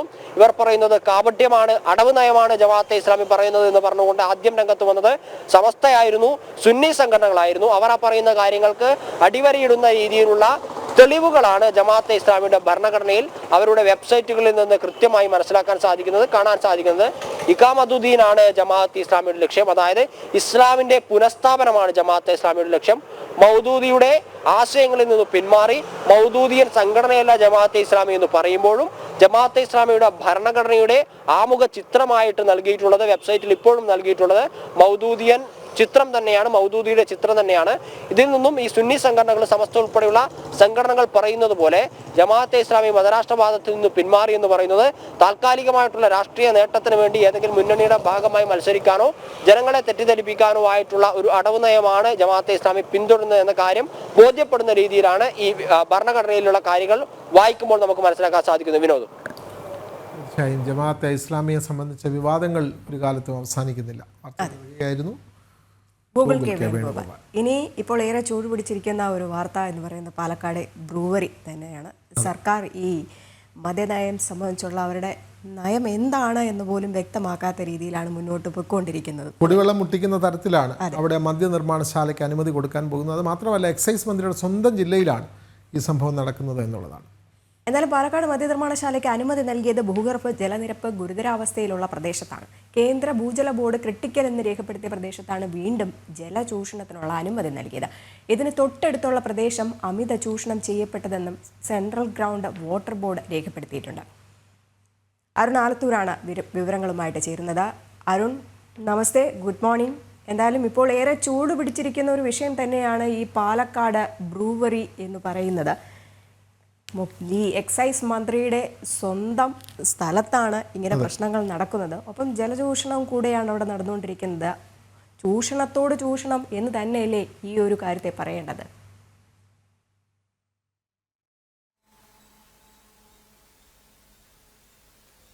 തീർച്ചയായിട്ടും രജനി, ഈ എലപ്പുള്ളിയിൽ മദ്യനിർമ്മാണശാല ആരംഭിക്കുന്നതുമായി ബന്ധപ്പെട്ട് വലിയ രീതിയിലുള്ള ആരോപണങ്ങളും വലിയ പ്രതിഷേധങ്ങൾക്കും ഒക്കെ ഇത് വഴിവെക്കുന്ന ഒരു സാഹചര്യമാണ് ഉള്ളത്. ഈ നിമിഷത്തിൽ നമുക്ക് പുറത്തുവിടാനുള്ളത് എന്തുകൊണ്ടാണ് ഇവിടെ ഈ മദ്യനിർമ്മാണശാല വരരുത് എന്ന് പറയുന്നത് എന്നുള്ളതിൻ്റെ കൃത്യമായ കാരണങ്ങളാണ് നമ്മൾ ഇപ്പോൾ പുറത്തുവിടുന്നത്. അതായത് സെൻട്രൽ ഗ്രൗണ്ട് വാട്ടർ ബോർഡ് പറഞ്ഞിരിക്കുന്നത് ഇത് ക്രിട്ടിക്കൽ ഏരിയ എന്നുള്ളതാണ്. സെൻട്രൽ ഗ്രൗണ്ട് വാട്ടർ ബോർഡ് അതിൻ്റെ കൃത്യമായിട്ട് തന്നെ മാപ്പ് സഹിതമാണ്, അതായത് പാലക്കാട് ജില്ലയുടെ ഒരു മാപ്പ് സഹിതം അതിൽ കറുത്ത ഭാഗത്ത്, ഇപ്പോൾ നമ്മൾ ദൃശ്യങ്ങളിൽ കാണിക്കുന്ന കറുത്ത ഭാഗത്തായിട്ട് കറുപ്പായിട്ട് മാർക്ക് ചെയ്തത് കാണാൻ സാധിക്കും. അത് മലമ്പുഴ ബ്ലോക്കാണ്. ഈ മലമ്പുഴ ബ്ലോക്കിലെ ഭൂഗർഭ ജലനിരപ്പ് അത് ക്രിട്ടിക്കൽ എന്നാണ് സെൻട്രൽ ഗ്രൗണ്ട് വാട്ടർ ബോർഡ് രേഖപ്പെടുത്തിയിരിക്കുന്നത്. ഈ മലമ്പുഴയ്ക്ക് തൊട്ടപ്പുറത്ത് തന്നെയുള്ള ചിറ്റൂർ ബ്ലോക്കിലെ ചുവന്ന മാർക്ക് ചെയ്തിട്ടുണ്ട്. ആ ചുവന്ന മാർക്കിൽ അത് രേഖപ്പെടുത്തിയിരിക്കുന്നത് ഓവർ എക്സ്പ്ലോയിറ്റഡ് എന്നാണ്. അതായത് മലമ്പുഴ ബ്ലോക്കിൽ ക്രിട്ടിക്കൽ എന്നും ചിറ്റൂർ ബ്ലോക്കിൽ ഓവർ എക്സ്പ്ലോയിറ്റഡ് എന്നുമാണ് ഭൂഗർഭ ജലനിരപ്പ് സെൻട്രൽ ഗ്രൗണ്ട് വാട്ടർ ബോർഡ് രേഖപ്പെടുത്തിയിരിക്കുന്നത് എന്നുള്ളതാണ്. അതായത് ഈ രണ്ട് മേഖലകളിലും ഇത്തരം മദ്യനിർമ്മാണശാലയോ മറ്റോ ഒക്കെ ആരംഭിക്കുകയാണെങ്കിൽ അത് ജനങ്ങളെ വലിയ രീതിയിൽ ബാധിക്കും, അവിടുത്തെ പ്രകൃതിയെ വലിയ രീതിയിൽ തന്നെ ബാധിക്കും എന്നുള്ളത് തന്നെയാണ് കൃത്യമായി സെൻട്രൽ ഗ്രൗണ്ട് വാട്ടർ ബോർഡ് രേഖപ്പെടുത്തിയിരിക്കുന്നത്. 2013 ഇത്തരം കാര്യങ്ങൾ സെൻട്രൽ ഗ്രൗണ്ട് വാട്ടർ ബോർഡ് രേഖപ്പെടുത്തി ഇതിൻ്റെ കാര്യങ്ങൾ പ്രസിദ്ധീകരിച്ചിരിക്കുന്നത്, അവരുടെ ബുക്ക്ലെറ്റിൽ പ്രസിദ്ധീകരിച്ചിരിക്കുന്നു എന്നുള്ളതാണ്. 2013 നമുക്ക് ആലോചിക്കണം. ഇപ്പോൾ 2025 എത്തുമ്പോൾ ഇത്രയും വർഷത്തിനിടയ്ക്ക് ഈ ഒന്നുകൂടെ പരിശോധന നടത്തുകയാണെങ്കിൽ ചിലപ്പോൾ അവിടെ ഈ ക്രിട്ടിക്കൽ എന്നുള്ളത് പല പ്രദേശങ്ങളിലും, അതായത് മലമ്പുഴ ബ്ലോക്കിൽ ക്രിട്ടിക്കൽ എന്ന് രേഖപ്പെടുത്തിയിട്ടുണ്ടെങ്കിലും പല ഇടങ്ങളിലും അത് ഓവർ എക്സ്പ്ലോയിറ്റഡിലേക്ക് ആയിരിക്കാനുള്ള സാധ്യത വളരെയേറെ ഉണ്ട്. അത് തള്ളിക്കളയാൻ കഴിയില്ല എന്നുള്ളതാണ്. അങ്ങനെയുള്ള ഒരു പ്രദേശത്താണ് സർക്കാർ ഈ മദ്യനിർമ്മാണശാലയ്ക്ക് ഒരു സ്വകാര്യ കമ്പനിക്ക് അനുമതി നൽകിയിരിക്കുന്നത് എന്നുള്ളത് എന്തുകൊണ്ടാണ് ഇത്രത്തോളം ബുദ്ധിമുട്ടുണ്ടാക്കുന്ന ജനങ്ങളെ ബാധിക്കുന്ന ഒരു പ്രദേശത്തേക്ക് ഇത്തരം റിപ്പോർട്ടുകളൊന്നും പരിശോധിക്കാതെ അല്ലെങ്കിൽ അവരുടെ കണ്ടെത്തലുകളൊന്നും പരിശോധിക്കാതെയാണോ ഈ അനുമതി നൽകിയിരിക്കുന്നത് എന്നുള്ളത് സ്വാഭാവികമായിട്ടും ചിന്തിക്കും.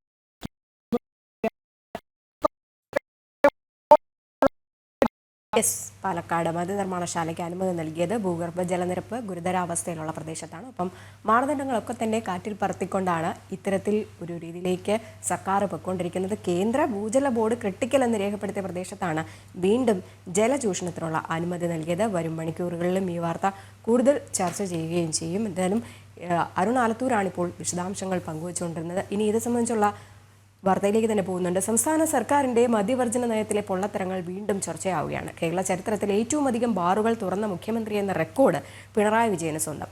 വിവാദ സ്ഥാപനം പാലക്കാട് വിഭാവനം ചെയ്യുന്നത് വമ്പൻ മദ്യനിർമ്മാണശാലയാണ്. അഴിമതിക്കും ജലമലിനീകരണത്തിനും പേരുകേട്ട സ്ഥാപനത്തിനെ അനുമതി ഉത്തരവിൽ പുകഴ്ത്തുകയാണ് സർക്കാർ ചെയ്യുന്നത്. തിരുവനന്തപുരത്ത് നിന്നും പ്രജിത് മോഹൻ വിശദാംശങ്ങൾ നൽകും. പ്രജിത്ത്, ഇതാണോ സർക്കാരിൻ്റെ മദ്യവർജന നിയമം എന്നാണ് ചോദിക്കുന്നത്. ഒപ്പം ഇതിന് പിന്നിൽ വലിയൊരു അഴിമതി കൂടെയല്ലേ നടക്കുന്നതും? വിനോദ്, അത്തരത്തിലുള്ള ആരോപണം കഴിഞ്ഞ കുറച്ച് നാളുകളായി പ്രതിപക്ഷമടക്കമുള്ളവർ ഉയർത്തുന്നുണ്ട്. പ്രത്യേകിച്ച് പിണറായി സർക്കാർ വന്നതിന് ശേഷം പുതുതായി തുടങ്ങിയിട്ടുള്ള ബാറുകളുടെയും ഒക്കെ എണ്ണത്തിന്റെ പേരിലാണ് പ്രധാനപ്പെട്ട വിമർശനം വരുന്നത്. പ്രത്യേകിച്ച് മദ്യവർജനമാണ് തങ്ങളുടെ നയം എന്ന രീതിയിൽ പിണറായി സർക്കാർ കേരളത്തിൽ അധികാരത്തിൽ വരുന്നു. ഇത് പറഞ്ഞിട്ട് തന്നെയാണ് അധികാരത്തിൽ വരുന്നത്. ഇത് സംബന്ധിച്ച വിവിധ തരത്തിലുള്ള ചർച്ചകളും വിമർശനങ്ങളും ഒക്കെ പല സമയത്ത് വരുന്നതാണ്. അപ്പോഴും 28 നിന്ന് 323 ബാറുകളുടെ എണ്ണം വരുന്ന ഒരു സാഹചര്യം ഉണ്ടാകുന്നു. അതിനുശേഷമാണ് വീണ്ടും ഈ രീതിയിൽ ഒരു മദ്യ ഉത്പാദന കേന്ദ്രത്തിന് കൂടി സർക്കാർ ഒരു അനുമതി നൽകുന്നത്. ഈ അനുമതി നൽകുമ്പോൾ തന്നെ ഈ മദ്യ ഉത്പാദന കേന്ദ്രത്തിന്റെ വിവിധ വിഷയങ്ങളെ പറ്റി ചർച്ചയാകുന്നു. ആ സ്ഥാപനവുമായി ബന്ധപ്പെട്ടിട്ടുള്ള പ്രശ്നങ്ങൾ വീണ്ടും സർക്കാർ തലത്തിൽ ചർച്ചയാകുന്നുണ്ട്. പ്രത്യേകിച്ച് പഞ്ചാബിലടക്കം വിവിധ അഴിമതി ആരോപണങ്ങളും ജലചൂഷണ ആരോപണങ്ങളും നേരിട്ടുള്ള സ്ഥാപനത്തെ കേരളത്തിലേക്ക് പറിച്ചു നിർത്തുന്ന സാഹചര്യം ഉണ്ടാകുമ്പോൾ എങ്ങനെയാണ് ഈ സ്ഥാപനത്തിന് മാത്രം പ്രത്യേകിച്ച് ടെൻഡർ വിധികളൊന്നും ഇല്ലാതെയുള്ള ഒരു അനുമതിയിലേക്ക് സർക്കാർ പോയത് എന്നുള്ള ആരോപണങ്ങളും സജീവമാണ്. അങ്ങനെ വലിയ വിമർശനങ്ങളും പ്രതിഷേധങ്ങളും ഒക്കെ ഇനി വരും ദിവസങ്ങളിലും എന്തായാലും ഉയരുന്നുള്ള കാര്യത്തിൽ ഉറപ്പാണ്.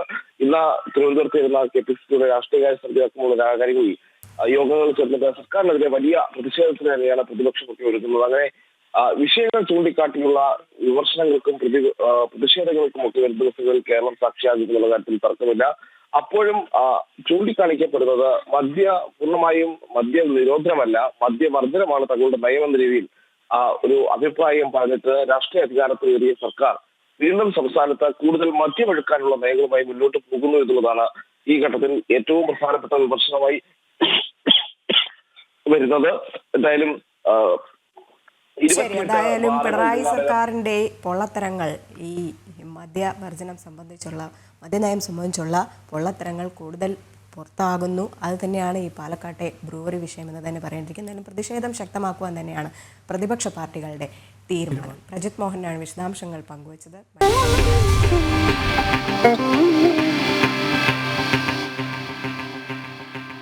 അനിശ്ചിതകാല സമരം പ്രഖ്യാപിച്ച റേഷൻ വ്യാപാരികളുമായി സമവായത്തിന് സർക്കാർ നീക്കം നടത്തുന്നു. തിങ്കളാഴ്ച ഭക്ഷ്യവിതരണ വകുപ്പ് മന്ത്രി റേഷൻ വ്യാപാരികളുമായി ചർച്ച നടത്തും. ജനുവരി 27 മുതൽ സംസ്ഥാനത്തെ മുഴുവൻ റേഷൻ കടകളും അടച്ചിട്ടുള്ള സമരപ്രഖ്യാപനത്തിന് പിന്നാലെയാണ് ഈ ചർച്ച. വിവരങ്ങളുമായി ശ്രീനന്ദ ചേരുന്നു. ശ്രീനന്ദ, റേഷൻ വ്യാപാരികൾ റേഷൻ കടകൾ അടച്ചിട്ടുള്ള അനിശ്ചിതകാല സമരത്തിലേക്ക് നീങ്ങുകയാണ്. എന്നാൽ ഭക്ഷ്യമന്ത്രി GR അനിൽ ഇവരുമായി നാളെ ചർച്ച നടത്തുന്നു. ചർച്ചയിൽ പ്രതീക്ഷയുണ്ടോ? എന്താണ് റേഷൻ വ്യാപാരികളുടെ പ്രധാനപ്പെട്ട ആവശ്യം? ശ്രീനന്ദ.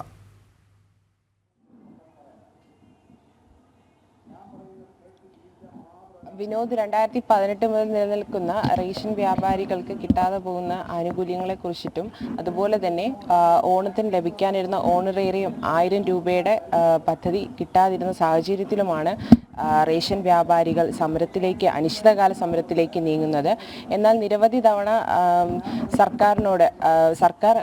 സർക്കാരിനോട് ആവശ്യപ്പെട്ടിട്ടും യാതൊരുവിധ നടപടികളും സർക്കാർ എടുത്തിരുന്നില്ല. അതിൻ്റെ അടിസ്ഥാനത്തിൽ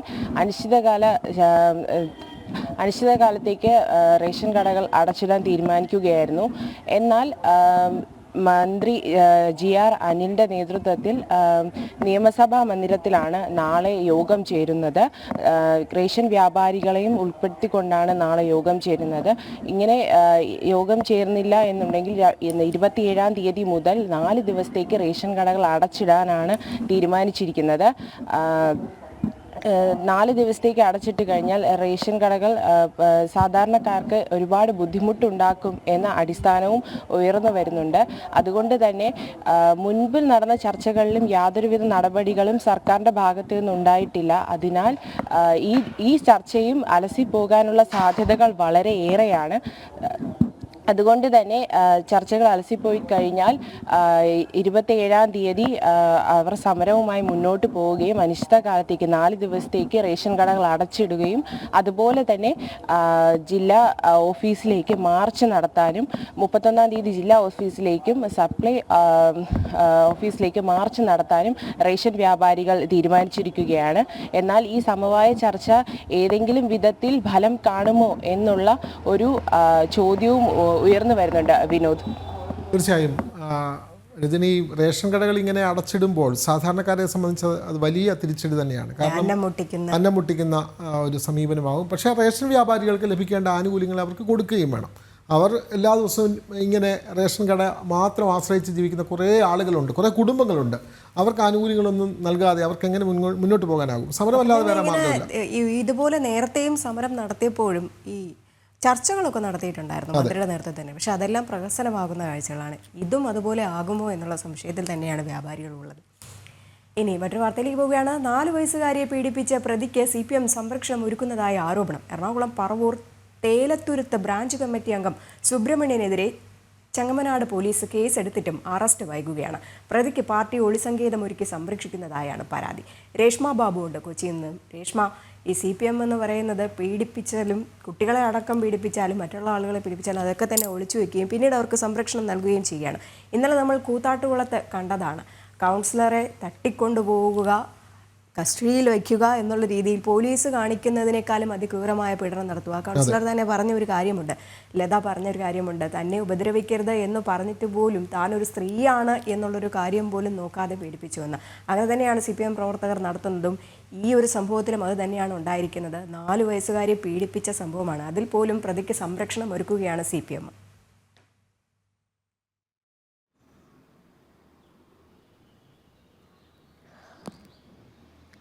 രജനി പറഞ്ഞതുപോലെ തന്നെ CPM എല്ലാവിധ സംരക്ഷണവും സുബ്രഹ്മണ്യന് വേണ്ടിയിട്ട് ഒരുക്കി കഴിഞ്ഞു. നിയമസഹായം ഉൾപ്പെടെ വാഗ്ദാനം ചെയ്തു എന്നാണ് ഈ പെൺകുട്ടിയുടെ, അതായത് ഇരയായ കുട്ടിയുടെ രക്ഷകർത്താക്കൾ പറയുന്നത്. കഴിഞ്ഞ ദിവസമാണ് Chengamanad police Thelathuruthu branch committee അംഗവും CPMന്റെ ബ്രാഞ്ച് കമ്മിറ്റി അംഗവും അതോടൊപ്പം തന്നെ ചിന്ത തിയേറ്റേഴ്സ് ജോയിന്റ് സെക്രട്ടറിയുമായിട്ടുള്ള സുബ്രഹ്മണ്യനെതിരെ കേസെടുത്തത്.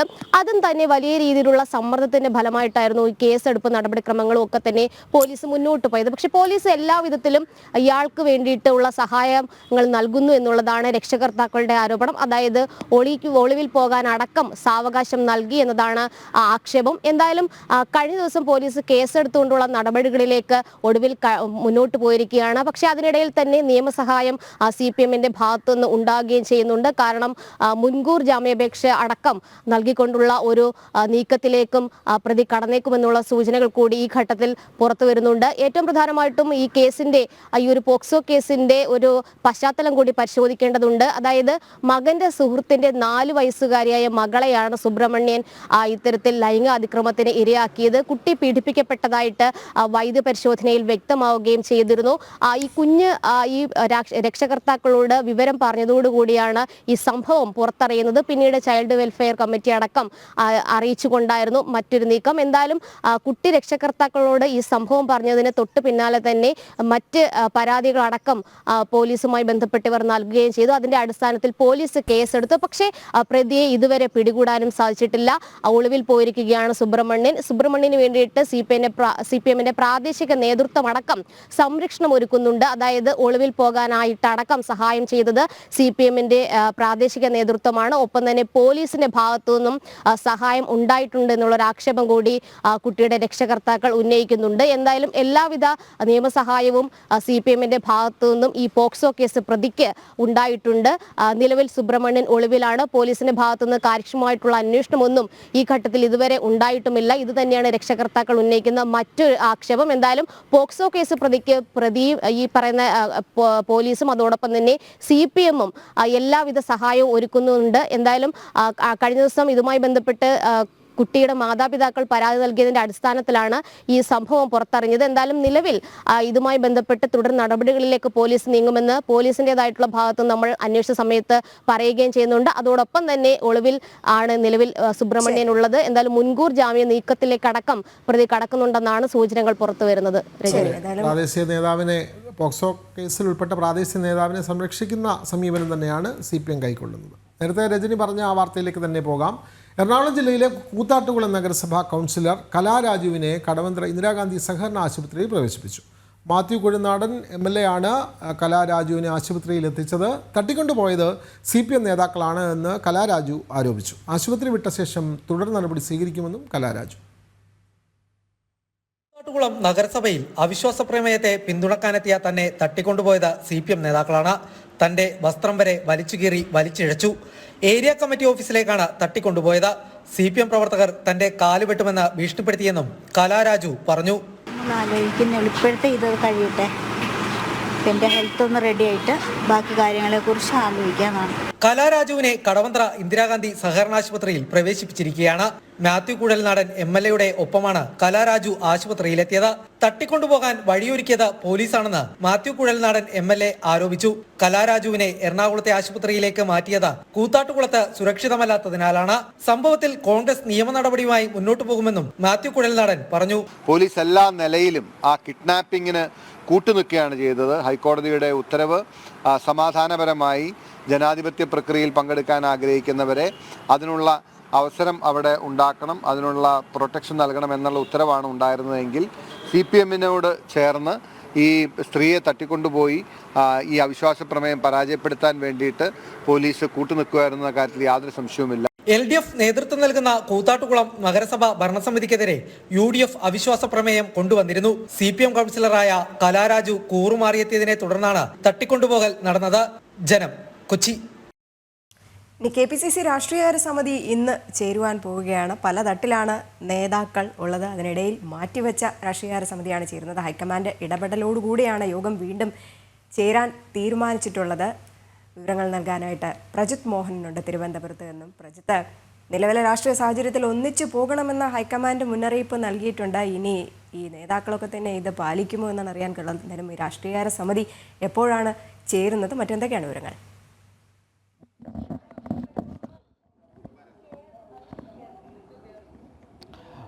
VD സതീശനും K സുധാകരനും തമ്മിലുള്ള അധികാര വടംവലിയുടെ ഭാഗമായിട്ടാണ് കഴിഞ്ഞ ഞായറാഴ്ച ചേരേണ്ടിയിരുന്ന രാഷ്ട്രീയകാര്യ സമിതി നടക്കാതെ പോയത്. കാരണം നേതാക്കന്മാരുടെ അസൗകര്യം അറിയിക്കൽ, യോഗങ്ങളിൽ പങ്കെടുക്കാതിരിക്കൽ തുടങ്ങിയിട്ടുള്ള വലിയ പ്രശ്നങ്ങൾ ഉണ്ടാകുന്നു. പിന്നീട് ഇതിൽ വലിയ പരാതി പ്രളയമുണ്ടാകുന്ന സാഹചര്യത്തിൽ ഹൈക്കമാൻഡിന്റെ ഇടപെടൽ വന്നതോടുകൂടിയാണ് ഇന്ന് ഉച്ചയ്ക്ക് 2:30 രാഷ്ട്രീയകാര്യ സമിതി ചേരാനുള്ള തീരുമാനത്തിലേക്ക് പോയത്. ഹൈക്കമാൻഡ് ഏതാണ്ട് കർശന നിർദ്ദേശം തന്നെ നൽകിയെന്ന് പറയാം.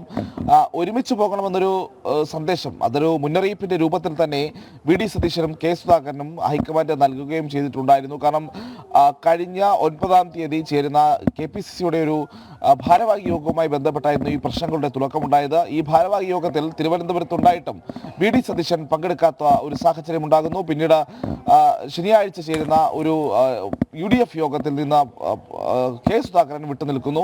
പിന്നാലെ രാഷ്ട്രീയകാര്യ സമിതി ചേരുമ്പോൾ അതിൽ വി.ഡി. സതീശൻ തനിക്ക് അസൗകര്യമുണ്ടെന്ന് അറിയിക്കുന്ന ഒരു സാഹചര്യം ഉണ്ടാകുന്നു. അങ്ങനെ അതോടെ ആ യോഗവും നടക്കാതെ പോകുന്നു. ഇവിടെയാണ് പ്രശ്നങ്ങൾക്ക് അല്ലെങ്കിൽ ഒരു വലിയ ഇടപെടലിലേക്ക് ഹൈക്കമാൻഡ് പോയിരിക്കുന്ന ഒരു സാഹചര്യം ഉണ്ടാകുന്നത്. പ്രത്യേകിച്ച് തിരുവനന്തപുരത്തെത്തിയ AICC ജനറൽ സെക്രട്ടറി സംഘടനാ ചുമതലയുള്ള ജനറൽ സെക്രട്ടറി ആയിട്ടുള്ള KC വേണുഗോപാലും അതോടൊപ്പം തന്നെ കേരളത്തിന്റെ ചുമതലയുള്ള ജനറൽ സെക്രട്ടറി ആയിട്ടുള്ള ദീപദാസ് മുൻഷിയും ഹൈക്കമാൻഡിനെ പരാതി അറിയിക്കുന്ന ഒരു സാഹചര്യത്തിലേക്ക് പോകുന്നു. കാരണം ഈ രണ്ട് നേതാക്കൾ തമ്മിലുള്ള രാഷ്ട്രീയ വടംവലിയുടെ ഭാഗമായി അല്ലെങ്കിൽ അധികാര തർക്കത്തിന്റെ ഭാഗമായി കേരളത്തിൽ നിർണായകമായ രാഷ്ട്രീയ യോഗങ്ങൾ പോലും പങ്കെടുക്കാൻ അല്ലെങ്കിൽ രാഷ്ട്രീയ യോഗങ്ങൾ പോലും നടക്കാത്തൊരു സാഹചര്യത്തിലേക്ക് കാര്യങ്ങൾ പോകുന്നു. രാഷ്ട്രീയകാര്യ സമിതി കഴിഞ്ഞ ദിവസം മാറ്റിവെച്ചതാണ് തർക്കത്തെ തുടർന്ന്. ഇപ്പോൾ ഹൈക്കമാൻഡ് കർശന നിർദ്ദേശം കൊടുത്തിട്ട് രാഷ്ട്രീയകാര്യ സമിതി ചേരുകയാണ്. ആ യോഗം കഴിയുമ്പോൾ അറിയാം എത്രമാത്രം ഐക്യമുണ്ട് എന്നുള്ള കാര്യത്തിലേക്ക്. നെയ്യാറ്റിൻകര ഗോപൻസ്വാമി സമാധി കേസിൽ പോസ്റ്റ്മോർട്ടം റിപ്പോർട്ട് ഇന്ന് പുറത്തു വരും. മരണത്തിൽ അസ്വാഭാവികത ഇല്ല എന്ന് പോലീസിൻ്റെ പ്രാഥമിക നിഗമനം. ആന്തരിക അവയവങ്ങളുടെ രാസപരിശോധനാ ഫലമാണ് ഇന്ന് പുറത്തു വരുന്നത്.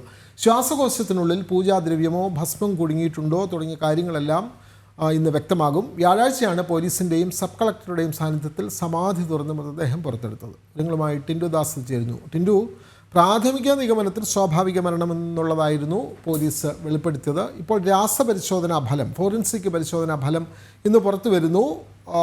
കൂടുതൽ വിവരങ്ങൾ.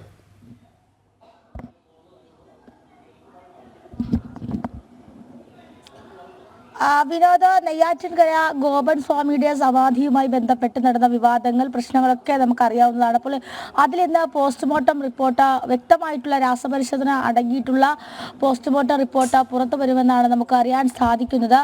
പ്രാഥമികമായിട്ടുള്ള അന്വേഷണത്തിലും പ്രാഥമികമായിട്ടുള്ള പരിശോധനകളിലും അസ്വാഭാവികമായിട്ടുള്ള ഒന്നും മരണകാരണമായി കണ്ടെത്താൻ പോലീസിന് കഴിഞ്ഞിരുന്നില്ല. ഇനി ഉള്ളിലെ ആന്തരിക അവയവങ്ങളുടെ രാസപരിശോധനാ ഫലമാണ് വരേണ്ടത്.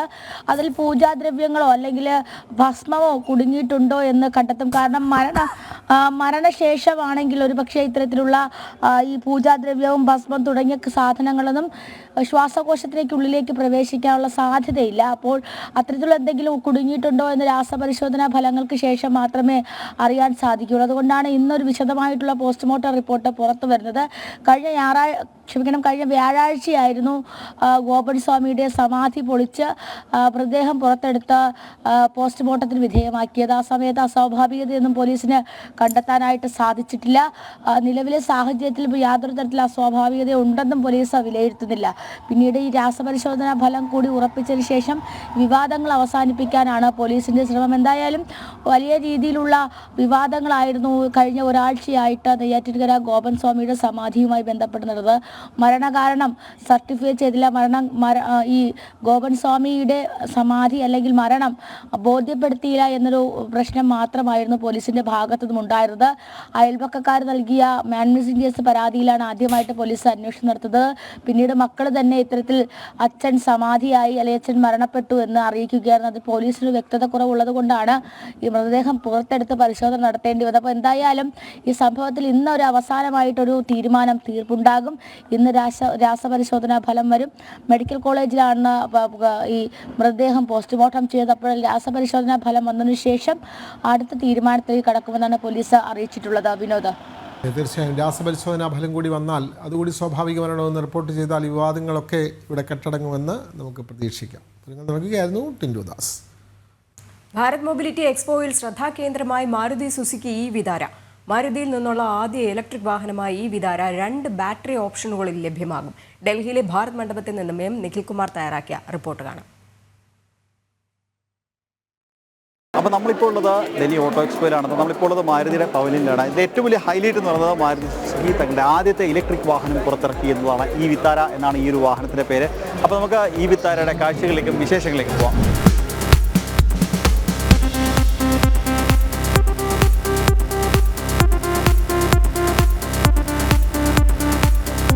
മാരുതിയുടെ പവലിയനിലെ ഏറ്റവും ശ്രദ്ധയാകർഷിച്ച ഒരു വാഹനമാണ്. മാരുതിയുടെ പവലിയനിൽ എന്നല്ല, ഈ ഒരു ഓട്ടോ എക്സ്പോയിലെ തന്നെ ഏറ്റവും ശ്രദ്ധയാകർഷിച്ച വാഹനമാണ് ഇത്. ഇതെന്ന് പറയുന്നത് മാരുതി സുസുക്കിയുടെ ഈ വിത്താര എന്ന് പറയുന്ന ആ ഒരു മോഡലാണ് ഈ കാണുന്നത്. അതായത് മാരുതി സുസുക്കിയിൽ നിന്നുള്ള ആദ്യത്തെ ഇലക്ട്രിക് വാഹനമാണ് ഈ വിത്താര എന്ന് പറയുന്നത്. ഈ ഒരു വാഹനമാണ് ഇപ്പോൾ നമ്മളിങ്ങനെ കണ്ടുകൊണ്ടിരിക്കുന്നത്. നേരത്തെ പറഞ്ഞ പോലെ ഈ ഓട്ടോ എക്സ്പോയിലെ ഏറ്റവും ശ്രദ്ധയാകർഷിച്ച വാഹനം, എല്ലാവരും വെയിറ്റ് ചെയ്തിരുന്ന വെയിറ്റഡ് ആയിട്ടൊരു വാഹനമാണിത്. ഇത് നിരവധി പ്രത്യേകതകൾ. നമ്മൾ രണ്ട് ബാറ്ററി ഓപ്ഷനുകൾ ഈ ഒരു വാഹനം അവൈലബിൾ ആണെന്നുള്ളതാണ് ഏറ്റവും വലിയൊരു സവിശേഷത.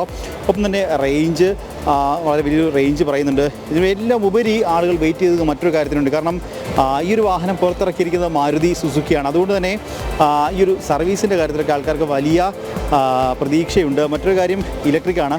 ഇപ്പോൾ കമ്പനി അവകാശപ്പെടുന്നത് 100 ഫെസിലിറ്റികളിൽ, അതായത് അവരുടെ 100 അധികം ഷോറൂമുകളിൽ ഉടനെ തന്നെ ഏറ്റവും അടുത്ത് തന്നെ ഈ ഒരു വാഹനത്തിൻ്റെ, അതായത് ഇലക്ട്രിക് ചാർജിങ് സ്റ്റേഷനുകൾ വരും എന്നുള്ളതാണ്. ഒപ്പം തന്നെ പിന്നീട് 1000 സിറ്റികളിലേക്ക് അത് വ്യാപിപ്പിക്കും എന്നും മാരുതി സുസുക്കി പറയുന്നുണ്ട്. അതുകൊണ്ട് തന്നെ ആളുകൾക്ക് വളരെ വലിയ പ്രതീക്ഷയാണ്. കാരണം ഇലക്ട്രിക് വാഹനം വാങ്ങുന്നവരുടെ ഏറ്റവും വലിയ കൺസേൺസ് ഇതൊക്കെയാണ്. അതായത് റേഞ്ച്, വാഹനത്തിൻ്റെ മെയിൻ്റനൻസ്, അതോടൊപ്പം തന്നെ വാഹനത്തിൻ്റെ ചാർജിങ് സ്റ്റേഷൻ, ഇത് മൂന്നും പരിഹരിക്കും എന്നാണ് ഈ ഒരു വാഹനം പുറത്തിറക്കിക്കൊണ്ട് മാരുതി സുസുക്കി അവകാശപ്പെടുന്നത്.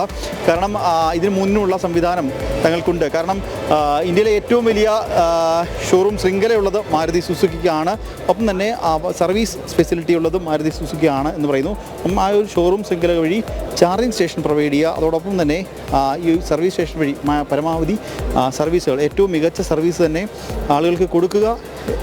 അതോടൊപ്പം നേരത്തെ പറഞ്ഞതുപോലെ ഈ ഒരു റേഞ്ച് ഇഷ്യൂ 500 എന്നൊരു റേഞ്ചാണ് കമ്പനി അവകാശപ്പെടുന്നത്. ആ ഒരു റേഞ്ചും പരിഹരിക്കുക എന്നുള്ളതാണ്. അങ്ങനെ പ്രധാനപ്പെട്ട ഇലക്ട്രിക് വാഹനത്തെ സംബന്ധിച്ച 3 കൺസേണുകൾ പരിഹരിക്കുക എന്നുള്ളതാണ് മാരുതി ലക്ഷ്യമിടുന്നതെന്നാണ് മാരുതി പറഞ്ഞിട്ടുള്ളത്. ഒപ്പം തന്നെ E4Me എന്ന് പറയുന്നൊരു പ്ലാറ്റ്ഫോം, അങ്ങനെ ആപ്പും കൂടി മാരുതി പുറത്തിറക്കേണ്ടതിൽ ചാർജിങ് സ്റ്റേഷൻ്റെ അടക്കമുള്ള വിവരങ്ങൾ അതിൽ ലഭ്യമാകുന്നുണ്ട്. ഒപ്പം തന്നെ ഇതിൻ്റെ സർവീസ് അടക്കമുള്ള കാര്യങ്ങൾ, അങ്ങനെ ഈ ഒരു ഇലക്ട്രിക് വാഹനവുമായി ബന്ധപ്പെട്ട എല്ലാ കാര്യങ്ങളും ആ E4Me ആപ്പ് വഴി ലഭ്യമാകും എന്നും കമ്പനി അവകാശപ്പെടുന്നുണ്ട്.